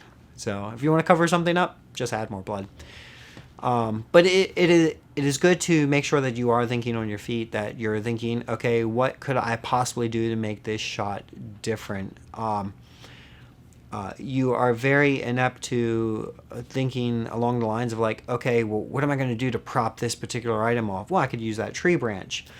Or what is a way that I can get the light from the sun to reflect off of this one particular item? Or I can use, that white reflective surface of a car hood that's sitting over in the corner or something like that. So you tend to pick up these concepts or ideas that in theory will work, but it's using what you have around you to make sure that you can get whatever the shot calls for.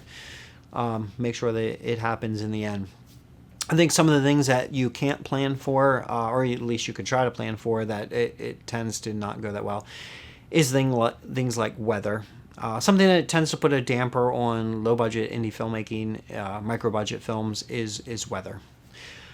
We often all have our 9-to-5s, our jobs that we have, and a lot of us are making these films on the weekends. We're weekend warriors. We're trying to get them done on the Friday evenings, Saturday, and Sundays.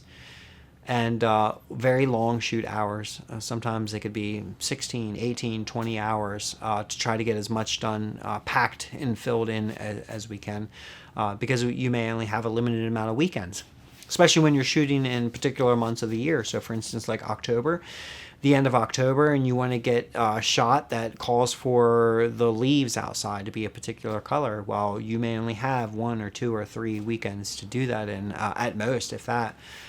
And if rain starts happening during those weekends, and sometimes you even have to wait to the following year to get stuff done. There's multiple projects that I've worked on where we were unable to get the shots that we needed and had to actually wait 5-6 months before we could actually continue to resume filmmaking to get the shots that we need, because it's either too cold, too windy, snow's already started falling, and it's supposed to be summer months. One of the great things about filmmaking, and especially lower budget filmmaking, is a lot of real fun is, say you're shooting something in the summer, you can't get all the shots done, and you end up shooting into November, but of course the characters, it's supposed to be summer months. So prior to calling action, they're wearing a t-shirt, and over top have a jacket. Take the jacket off, put it off to the side, or someone holds it for them.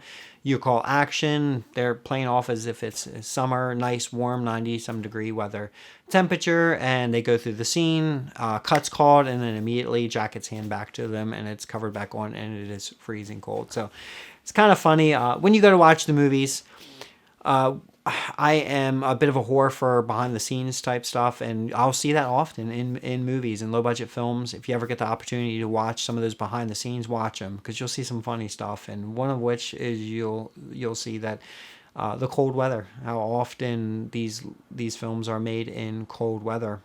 Earlier I had said something about the movie Frankenhooker. Even Children of the Corn, the original Children of the Corn, had scenes where it was nighttime out. The opening scene or the beginning scene in Children of the Corn, when they're in the hotel room and it looks like the sun's coming into the window, that was actually shot in the middle of the night. With Frankenhooker, the party scene where the mutilation it happens, that was also actually shot at night in the pitch dark. They just used lighting, and it was actually raining at the time too as well. But you can't tell when you go back and watch the film. As a lower budget film, when you go back and watch it, you don't realize that it was actually shot in the night, because it looks like daytime, it looks like a party, it looks like warmer weather, but it's not. And those are the kind of things that we have to work at, to try to adjust and work around as well too. And with us having our 9-to-5s, you'll have actors and actresses that can't make it to set because of the weather. They may be traveling 3 or 4 hours away, and since we live in an area where it's quite hilly, we do have some mountains around. We have lower level lands, we have flatter lands. The terrain around here, it very much differs. A half hour up the road, an hour up the road. So when you have someone coming from an area where it's very mountainous and snow falls, we may only get wet here, but of course, what can you do? That's one of the hardships of lower budget, indie, micro budget filmmaking. Yeah, I mean, absolutely get stressed, especially like the day, night before. Just worrying about, if you're outside, is the weather going to be okay? Worrying are people going to show up? Because we've had some instances where people don't show up or they're really late. And, it just puts a damper on things, especially when you have a long day, especially when it's a long day of shooting effects. The effect shots can go wrong so easily, and it might take hours to do, just a small death scene or something with some effects. And, so it's nice to have things in order and have people helping out, so you're not as stressed about it.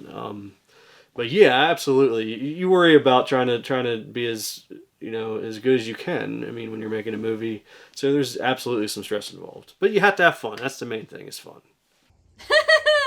Of course, there's always going to be stressful situations that you encounter, regardless of how prepared you are for filming. Anything from cast member getting sick and can't show up, or a prosthetic not applying the way you want it to, or a special effect that was a flop and you have to redo everything all over again. There's always going to be stressful times during filming, whether you like it or not. You definitely, depending on the situation, you have to be quick on your feet to adjust and adapt to the situation. So if a special effect doesn't work, and if it doesn't work the first time, is there something different you can do for the next one? But again, considering timing, you just have to roll with it.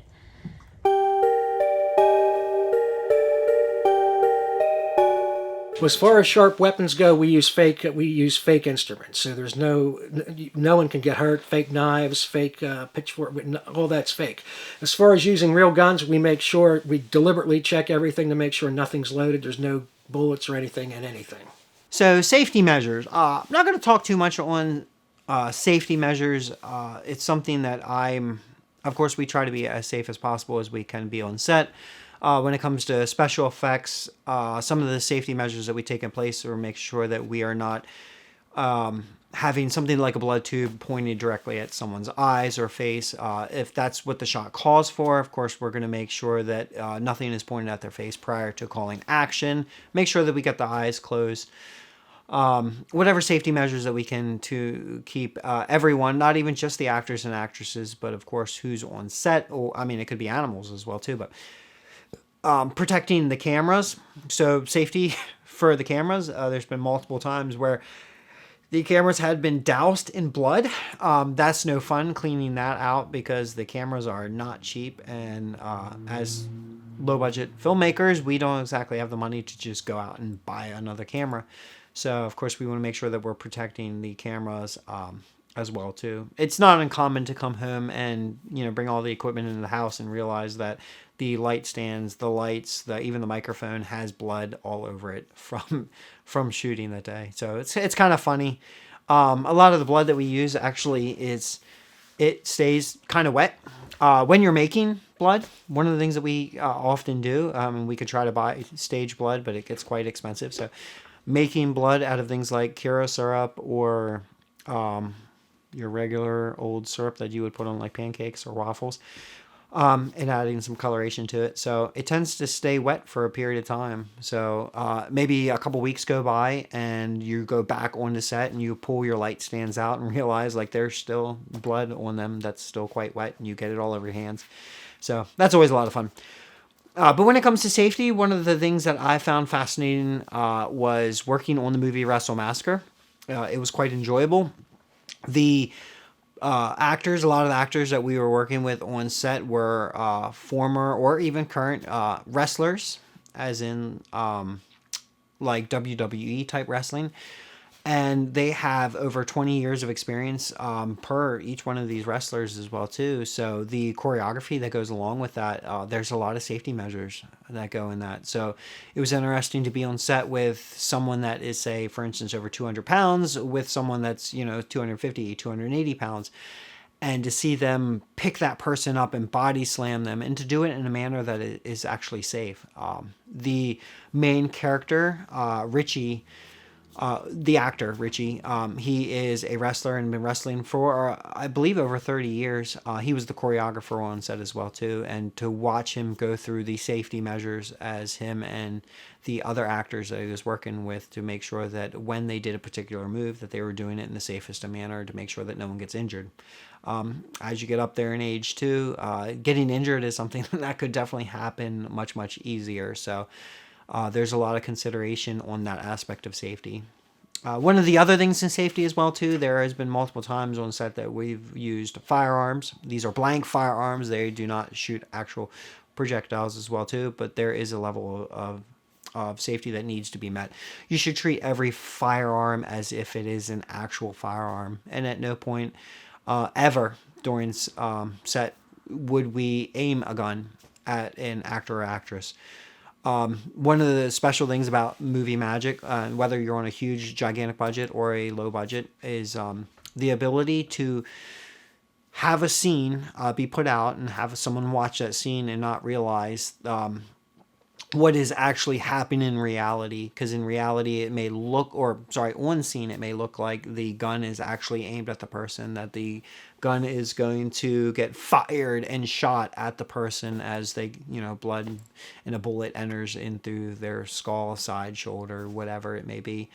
But at no point in time was that gun ever actually aimed at the actor or actress, even though it looks very, very convincing that it was. So I find that kind of stuff fascinating as well, too. So you can still have a set that is very, very much safety driven to make sure that no one is getting injured at the time. Safety is important. I wouldn't expect anybody to do something crazy. If I'm not going to do it myself, I wouldn't expect somebody else to do it. If they're willing to do something semi-dangerous, like a stunt, that's fine. It's up to them, but I'm not going to say, hey, you got to do this. Or I'm not going to expect somebody to film in some horrible, dangerous condition. We've done some dangerous stuff, hanging out of windows of moving vehicles, riding on top of cars, filming while they're moving, all kinds of stuff. We've shot in some dangerous areas for sure, but I wouldn't expect anybody to be, do something crazy, I'll put it that way. When it comes to weapons on set, I've worked on quite a few films where we've had real firearms. Obviously, it's just common sense. You have to make sure, it's not loaded, I always check 3 or 4 times, even if that sounds like overkill. It's good to make sure you're safe with that, because when you're pointing a real gun at somebody, it's the real thing. It's no joke. You always feel nervous. You're stressed out about it. Even if you know it's unloaded, it's still stressful pointing a gun at somebody. As far as a knife, same thing. You got to be super, super careful with it. But yeah, it's just common sense when it comes to weapons. You just got to be careful. Safety is a very big importance on any set, and that's just how it should be. Whether it be safety during, a stunt or climate situations, that the cast and crew should feel safe when they are on set, regardless of what's going on. On one of the sets, we did, because of COVID-19, doing routine temperature checks, routine symptom checks, practicing social distance when we can, providing masks, and when it came to performing stunts, we made sure that there were adequate padding and the people performing stunts had practice before they were on film to make sure nobody got hurt. In most cases, the props that have been used are not real. Well, I would like to reserve the answer to safety precautions, because each project has their own requirements of what they need. I will limit my answer to this, that firearms should have a marshal that looks and inspects the weaponry and keeps the weapons on them at all time, and at no time should live ammunition be on the set. Also, experienced special effects professionals should be used with fake weaponry to make the kills look as authentic as possible, but never should actual bladed weapons be placed on the actors themselves. If this can't be done, then the scene should be rethought out to see what could be done to make sure that safety is of absolute importance.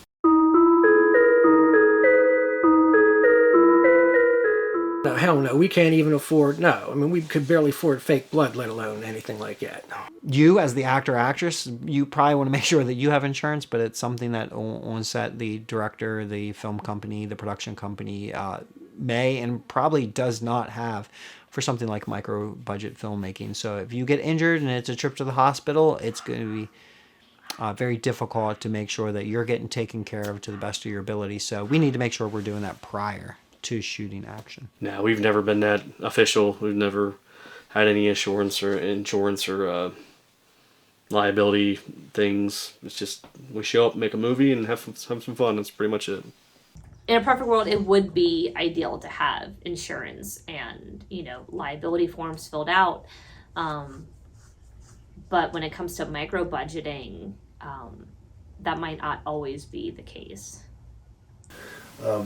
I cannot comment on the insurance question, but I do believe that if you have the financial means to be insured, you should.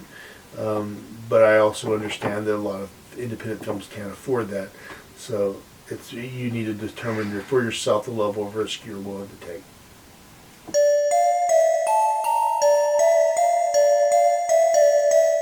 Well, since I can't afford to pay anybody, I have to do it myself. I actually kind of like doing it myself, even though it is a cumbersome process.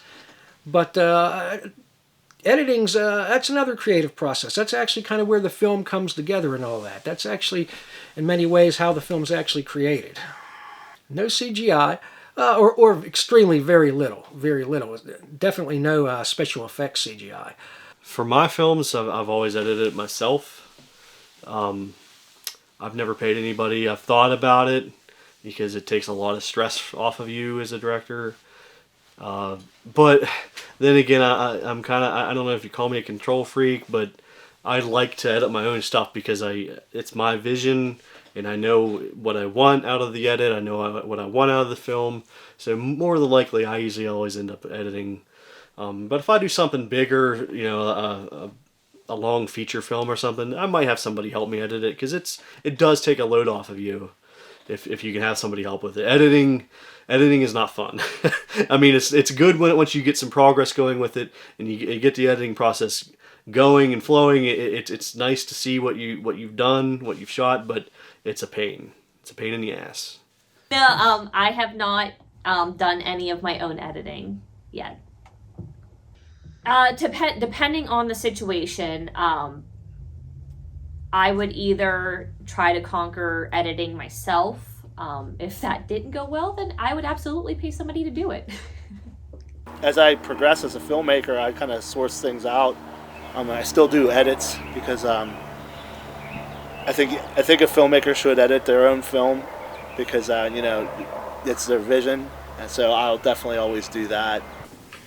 I try to use a professional paid editor whenever possible with oversight, meaning the editor will assemble the footage, I will watch the footage, provide notes, or be there in the editing session with him or her, and we do our best to go through in that model. The same thing like I mentioned earlier with hiring a cameraman who's good with a camera while I direct. I like having an editor who's already very slick with the software so that I can explain to them my vision and see it made. If I am editing, I am very, very, very slow. I'm a perfectionist and I have difficulty getting through the job in an efficient way. And I know that my time is also valuable and I can use my skill better by paying the editor and explaining what I want and seeing it played out as he's changing it versus me trying to do those steps. We had done those steps in our very first Burning Bulb movie, Desk Clerk, but we did find that as time went on, it was better to use a paid editor, and that all of our movies always has a line item budget for editing, no matter what.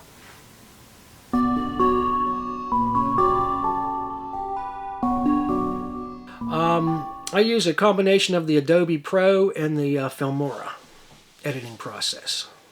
Programs I've used, I think it was Final Cut Pro in the past. I've used some professional ones like that.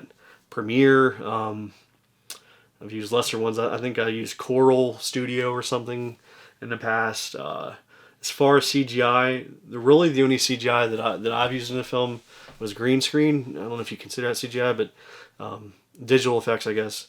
I've used green screen in a couple of different films, and those are always fun. It's always fun to do that.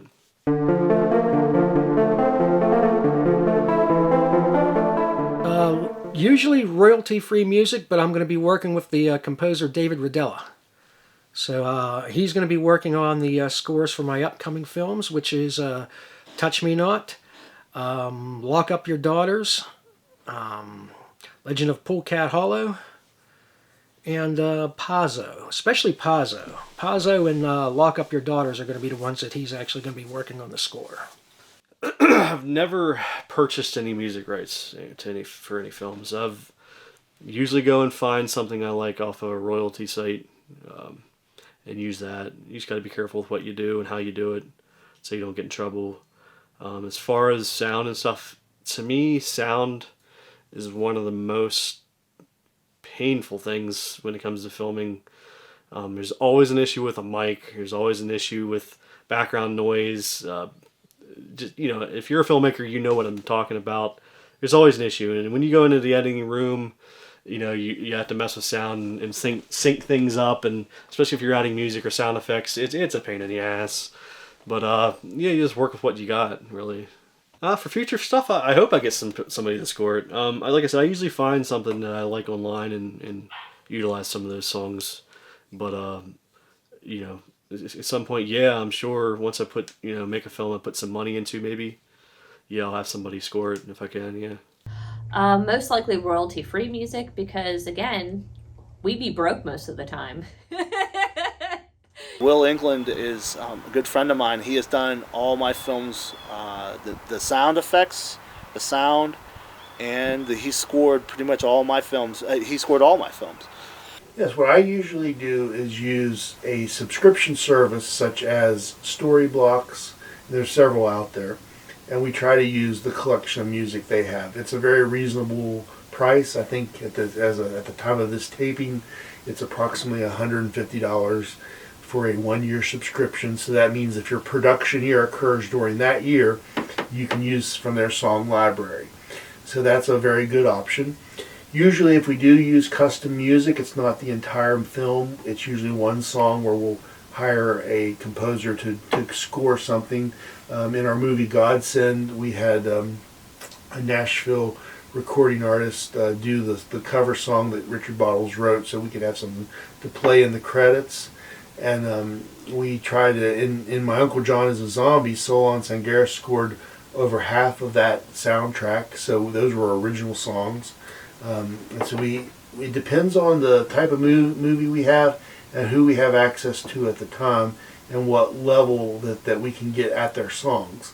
Some artists don't want you using their songs in a movie without an exorbitant cost, but if an artist will let us use the song for exposure, we will try to go that route. But I will say that from an independent film perspective and a very low budget film, you may be better off just buying a licensing house subscription and choosing from their 100,000 plus songs to find the right ones to fit your movie, and then just move on with your project. If you have access to a composer and the money to pay a composer and the time to let them do the job, by all means do that original piece. And make sure you cover it with a physical license on paper, digital copy that you can submit to the distributor to let them know that you have the rights to use it. You can't go wrong there because you're getting exactly what you want, but a lot of independent films can't afford that, or it will take their project out very long from beyond when they want to get finished. I've known several projects that went a year later and still didn't have their original music done, and in that same time I had released 3 films. So that call is totally up to you. Is one of my biggest pet peeves with independent, low budget, zero budget movies is that the sound quality friggin' sucks. The dialogue will be too low or too loud. The music will overpower the dialogue. The background noise will be either too quiet or too loud. A guy's delivering an important piece of dialogue. A bird is chirping so loud you can't hear what he's saying. I brought it up to Gary one day. He says, "Hey, you want to work on it?" He pulled up the movie. It took us 14 days. But we also had a couple of days off from routine because Gary had to go away. It took us 14 days to get the sound done for this. And I don't know how many, I think I stopped counting at 14. I watched Faded Memories in all of its forms at least 14 times to check out the sound quality. And I think any of you guys who watch this movie, I say not only watch it, but listen to it. The dialogue, the background sounds, the music selection in it. I think it's one of the best indie sound design jobs. And not because Gary and I did it, but because Gary and I did it. No, because it sounds great. It sounds great. And that's one thing equally I'm looking forward to doing sound design again as much as I am looking forward to acting in a movie again.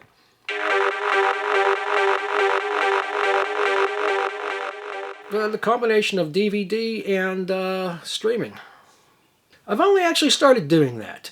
And I will only do that if it's free. I'm not going to pay money for someone. I'm not going to pay to have my film shown. We like our DVDs, we like our Blu-rays, but of course we like things like VHS as well too. We still purchase. And as low-budget indie filmmakers, we actually still put these the movies that we're making out on VHS from time to time. Sometimes as a perk on a crowdfunder, or just as something asking if people if they're interested in watching on VHS, which I still do. I still from time to time will watch movies on VHS because we love that physical media. With streaming, that kind of changed things. Much of when we're putting films out on physical media, people, we need the sales from that physical media because when it comes down to it, there are some costs that comes with micro budget or low budget filmmaking, and a lot of the money that's getting made back from selling the physical media is getting poured into the next project, and then of course whatever money's made from that gets poured into the next project. And when you have things out there like bootleg copies, that hurts the indie filmmaker. Now, move ahead to digital. When you have things like streaming platforms, you have people out there that will pirate the films that we make. and which is quite a shame. Growing up in the cassette era, you would take your cassette tape and stick it in the player, and you could hit record when a song comes on the radio, or you could take a friend's copy of a Journey album, toss it in the other side, and you can dub over onto a blank cassette tape. And I never thought that was a bad thing. I always thought, like, hey, this is pretty cool. But until I started supporting low budget indie filmmakers, when seeing that there was people out there that were actually taking their movies and making bootleg copies of it, and as you see, it's progressed into digital, where people are taking taking our movies and making digital copies of them and putting them out there on streaming platforms that people can watch them illegally. It's not about an illegal or illegal thing. It's about it's hurting the creators. It's hurting the filmmakers. I've released on VHS, released on DVDs, no Blu-rays, but DVDs. I've done streaming, YouTube, stuff like that. So pretty much everything when it comes down to it. I try to just get the films out there. To me, making money, that's a plus, but that's not my main goal. I just want to get my film out there so people can see it. Because then, I mean, once you get some notoriety behind your name and your films and stuff, then you can make some money. I mean, but I just try to market it, like on Facebook or YouTube, whatever. Just try to get the word out there, try to get some attention to it, and go from there. Really, that's my main goal, is just to get people to see it. If I had an opportunity to release anything, I would definitely do DVD and Blu-ray and VHS. And if possible, do at least one streaming platform. I did a self-release of it on Blu-ray and DVD and VHS. And now it's being released on a special edition 2-disc Blu-ray through Media City.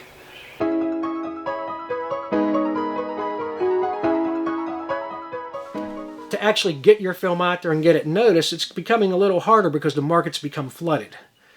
It is. It's become flooded. It's hard to get your film noticed because there's just a glut. Everybody's out there making films. So the market's oversaturated now. A good example is Wild Eye Entertainment. You could have the best film now, but they're almost 2 years. They're 2 years backed up.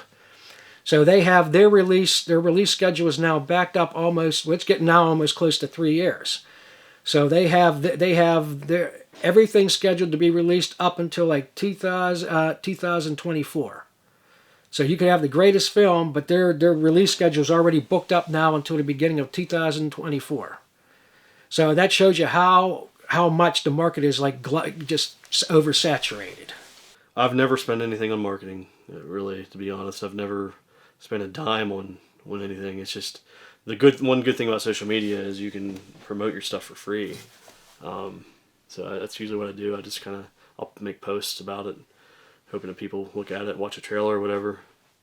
I've had some films in the past in some film festivals. Severed Film Festival. I've had 3 or 4 movies shown at those. I don't think they do those anymore, those festivals.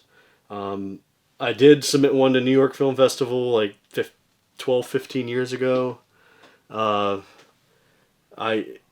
believe it was shown. I couldn't go to it. I had to pay to put it in. That was kind of a pain in the ass, but it was worth it. Other than that, though, I haven't really put very many in.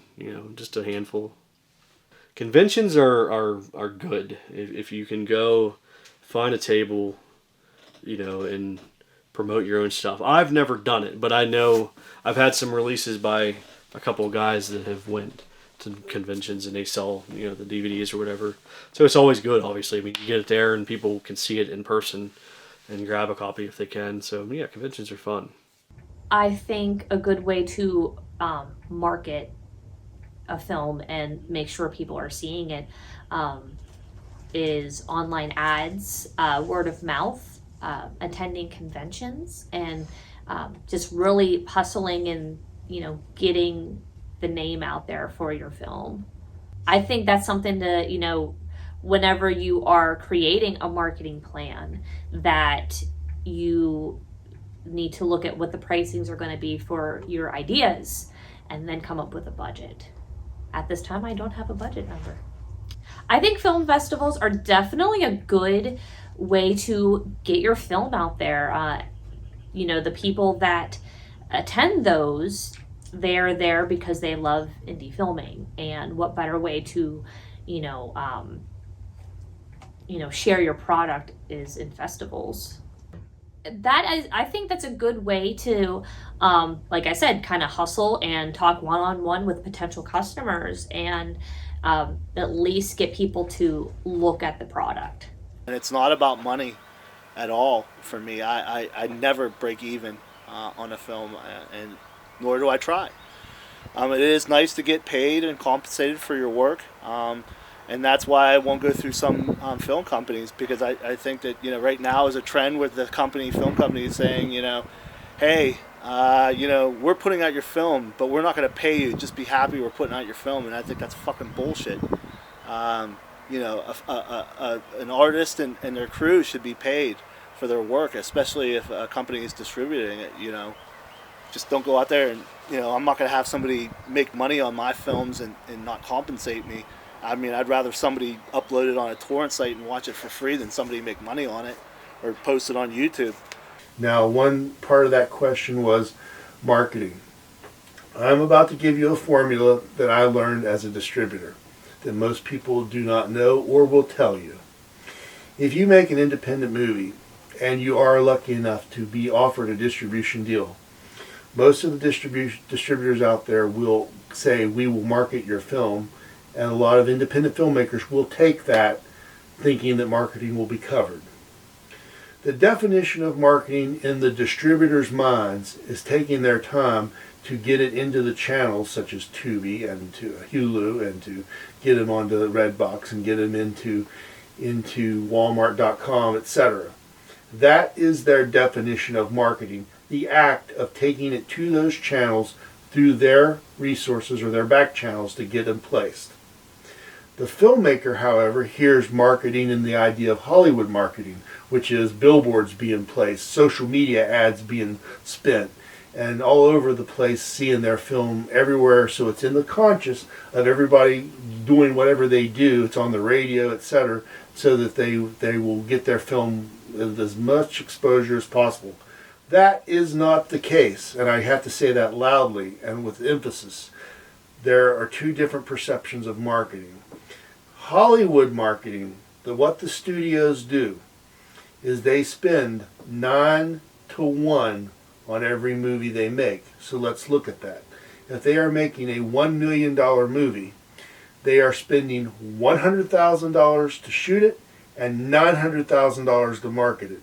Thus the $1 million movie.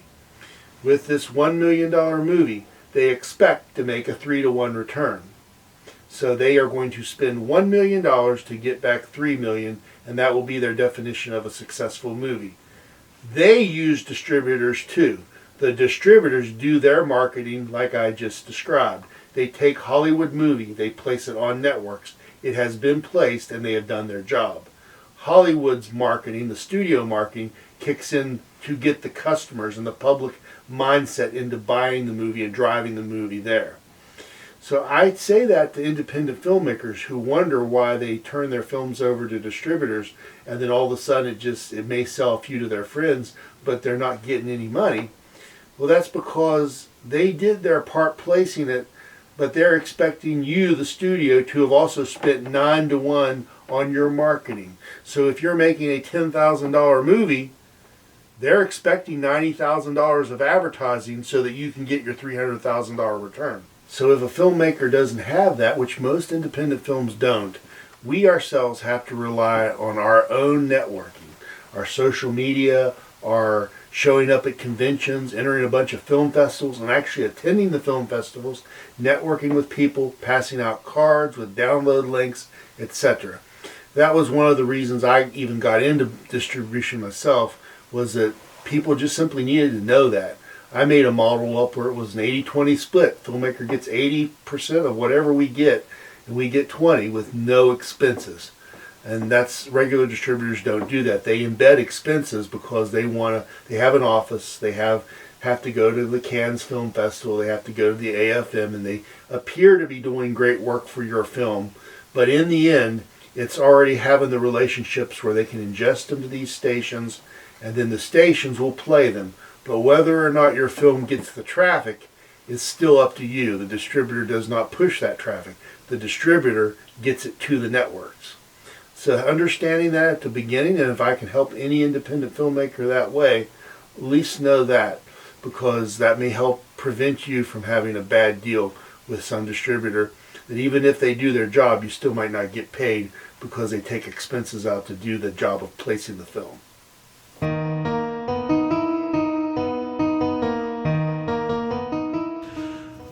Where do I think low budget or micro budget filmmaking is going to go from here?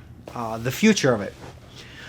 I think it is, of course, going to carry on. I think it's something that is more prevalent in this day and age. I think it can happen more often. And we have things on social media like content creators that are making these short little, everything from like 1 minute second spots to we have a lot of people that are out there making short films, anything that could be like 7 minutes long to 15 minutes long. So I of course think that micro and low budget filmmaking is going to continue. With things like Amazon, the availability to buy equipment, whether it be cameras or lighting or sound, very much available to everybody. I think it's something that makes this day and age very much easy and more accessible for anybody to go out and make a film. Whether or not that's going to be the case, I guess we'll have to see. The future, I think the landscape's going to change a little bit. Of course, over the last couple of years, streaming is gone quite big. Now, of course, you can still rent your Netflix DVDs and get them in the mail. But even that's probably not going to last much longer because availability of streaming. Because I can sit down on my couch and I can press a few buttons, and instead of having to go out to the store or go rent a VHS or something like that, I can just do it from the comfort of my own home. Now, as people that enjoy watching low budget or indie filmmakers, which might be you, imagine many people that are watching this right now are big proponents or fans of physical media. So I do believe wholeheartedly that micro and low budget filmmaking is going to continue. Of course, whether no money is being made at all, as long as someone can pick up a camera and point it, aim it, turn it on, have a couple friends around, these movies are going to continue to be made, which is very heartwarming. It feels really good to know that is something that's going to continue to be made. So, but just remember that if you are streaming something and you're not doing it legally, please don't do that. That's not cool. So, and hopefully you can have a good understanding of where we're coming from when we say, support us. There's multiple ways you can support us, and one of which is buying that physical media from us. But if you have the opportunity to stream it online, since we live in a day and age where you can do it from your couch, it may cost $2.99 to rent our shit movie. But that $2.99, the little bit that comes out of it that will come our way is going to be put into the next movie. So we can make the next shit movie. So, but where am I going to be in the next 5 years? Hopefully I'm still going to continue making movies. I think I'm going to continue to not just hone in on my craft on the available equipment that I have now, and the equipment I have in the future, but just like I did with doing things like getting my Part 107 for a drones license to be able to fly an unmanned aircraft and get some beautiful buttery footage for things like establishing shots. I'd like to see the technology of the future and see what possibly I could get into doing next that can make a better viewing experience for those out there, for you out there that are watching these movies. So, oh man, I think the future's bright for micro budget filmmaking. I mean, almost anybody can make a movie nowadays. You got an iPhone or a smartphone, you can go and pretty much make your own movie, for nothing. I mean, Yeah, I mean, I kind of look at some of these people like it's not everybody can make a movie. I mean, you have to be creative. You have to have some ideas. You have to have the passion to make it. Some people go into it for all the wrong reasons, and that's not the way to do it. I mean, you go into it, you have fun. You're not worried about money. You're not worried about this and that. But I think it's bright. It's a bright future for microfilmmaking because, like I said, you can pick up a phone. You can go get a camera and go out there and film something and have fun.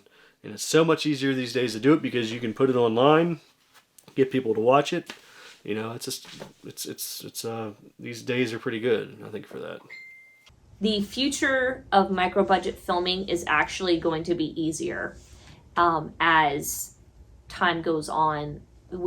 Because of technology, there are so many things that we can do now with minimal equipment that couldn't be done years prior. So I think it's going to be a lot more accessible, and you're going to see a lot more of it. So it's been a great experience. I don't know how long I'll be doing independent films for. I'd love to do more, but I'm getting older and it's harder to do, and it's harder to get people to do stuff, especially working for free. And it's kind of, the scene is kind of saturated now. The independent film scene is saturated, and there's like a lot of independent and underground filmmakers that are just pumping out garbage, in my opinion. And Well, micro budget filmmaking is, in my opinion, has two paths. On one hand, we are going to embrace the technologies that are out there, and our films are going to look more and more and more professional and closer to what you see in the Hollywood big budget films. That's the approach that I would like to embrace, using the technologies at hand, the software that we have access to, the visual effects packages that we have, and the general expertise level that our quote amateur folks are getting just by working on these projects. Now, the other fork is a less professional situation. It's because the price of technology is cheap. Anybody can go out and grab a camera or rent even a red camera for less than $500 a week and go out and think they're filmmakers. And having an expensive piece of equipment does not make you good.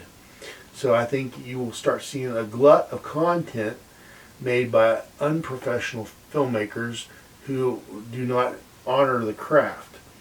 And then what will happen there is, once again, distributors will come into play to serve as a middleman between the channels that play films and the independent filmmaker. What we saw a few years ago was independent filmmakers having direct access to channels such as Tubi to load their content on. Now that does not exist because too many poorly shot films are going to Tubi. Now you must use a middleman because of that situation. So that is what I think is going to be happening more of. So you'll have great quality films that are cheaper to produce, made by people who care about the craft, and then you'll have people that just want to jump on the bandwagon of making any film, regardless of the quality, because they can access cheap equipment and try to throw something together. But in the end, shit is shit.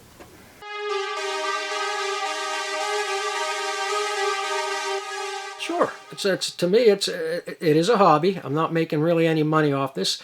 My main goal is just to break even if possible. But I do it for the passion. I do it because I love doing it. We're creating art. I'm creating art. This is a legacy. Just think, and I say this to every filmmaker, every actor out there, actress, just think, when we're gone, we're no longer in this earth, somebody's going to be popping in a DVD, someone's going to be streaming us, and they're going to be watching us in a film. It's almost like a form of immortality. This is our legacy. With that said, I would just like to say, if you're thinking about getting into filmmaking, make sure that you go out, hop on Amazon, hop on eBay, hop on Best Buy, get yourself, it doesn't have to be something expensive, just get a little action cam, get something that's, say, around $100, get something that's $30. Use your iPhone, use your Android phone. You can make these movies, you can get them done. And I think it's infectious. You'll like it, you'll enjoy it, and you'll continue to want to make more. And you'll also maybe have a good appreciation or understanding of those of us that are currently making films, low budget and micro budget films. Any advice I'd have for somebody is just have the passion. Have the passion to do it. Don't go into it for the wrong reason. Don't go into it because you want to be famous. Don't go into it because you want to make money. You need to have some passion. And you don't even really have to have much influence. It's just have a desire to go make your own movie. If it's a horror movie, it's a comedy, if it's a romance, whatever. Like you go into it because you want to make something, because you have an idea, you have a creative idea that you want to put in front of the camera. And that's the real reason to do it. That's the right reason. And just have fun with it, really. Will I continue? Yeah, I hope so. I haven't done anything in a year or two since I believe the last one was a paranormal documentary. That was the first feature-length movie I did, so that kind of burnt me out a little bit. But I'm all for even just helping others make movies. If I'm running the camera or doing some effects, that's fine. Because to me, it's just fun to go on set and be there with a crew and make something and watch it later.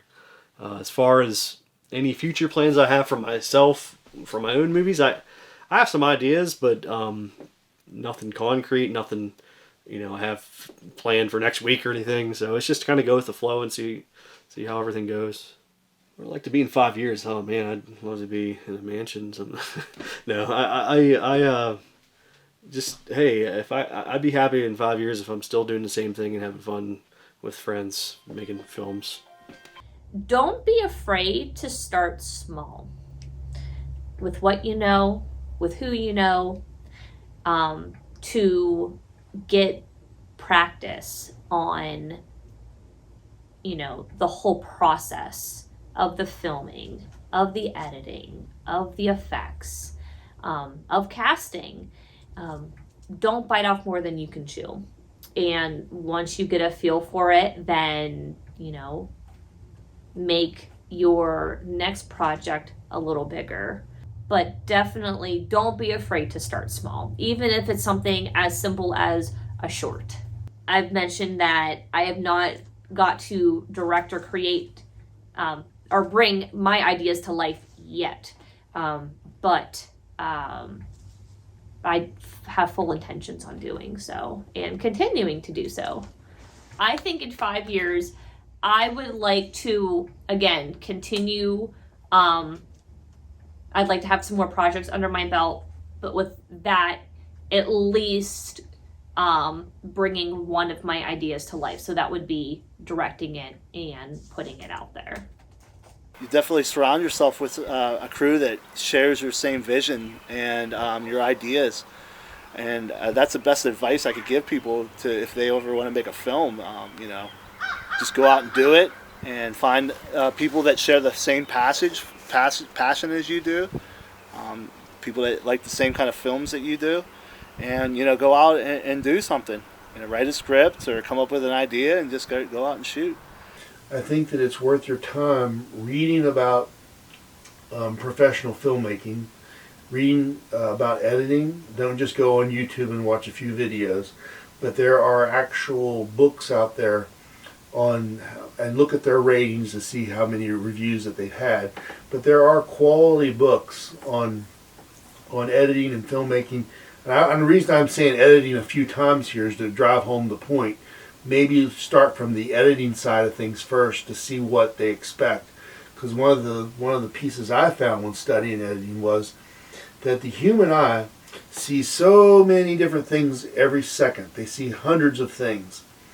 And therefore, to make a film feel natural, you need to cut away every so many seconds or milliseconds so that it looks natural. A lot of mistakes that an amateur filmmaker might have or a first-time filmmaker might have is they'll stay focused on one person for a long period of time. You may have a 5-minute scene and that scene doesn't cut away. Or that and to think about this, you've seen parents film their child's football game or basketball game on a steady camera, and you start watching it, it never cuts away. And those sporting events are so much more boring to watch than watching something that's been professionally cut on television like ESPN that swaps through scenes, jumps to the commentator, goes into the action, comes back. So research, if you're a first time filmmaker, look at the editing and look at the very best editing techniques. And keep in mind, as a first time filmmaker, you need to cover those shots. So therefore, it's not just setting the camera out, the guy does 1 or 2 takes, and good, we're done, let's go to the next set. You do 1 or 2 takes of that angle, you do 1 or 2 takes of this angle. So you might do 12 minimum takes at different angles of every single scene.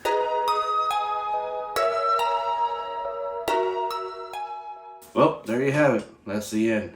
You've heard all the stories. You've heard the information. You maybe have wrote some notes down. I highly suggest that you did. And that's it. That's the end of our journey. Now it's up to you. If you're going to make a movie, start researching. Go do it. And have fun. Most importantly, have fun. Well, till next time. See you later.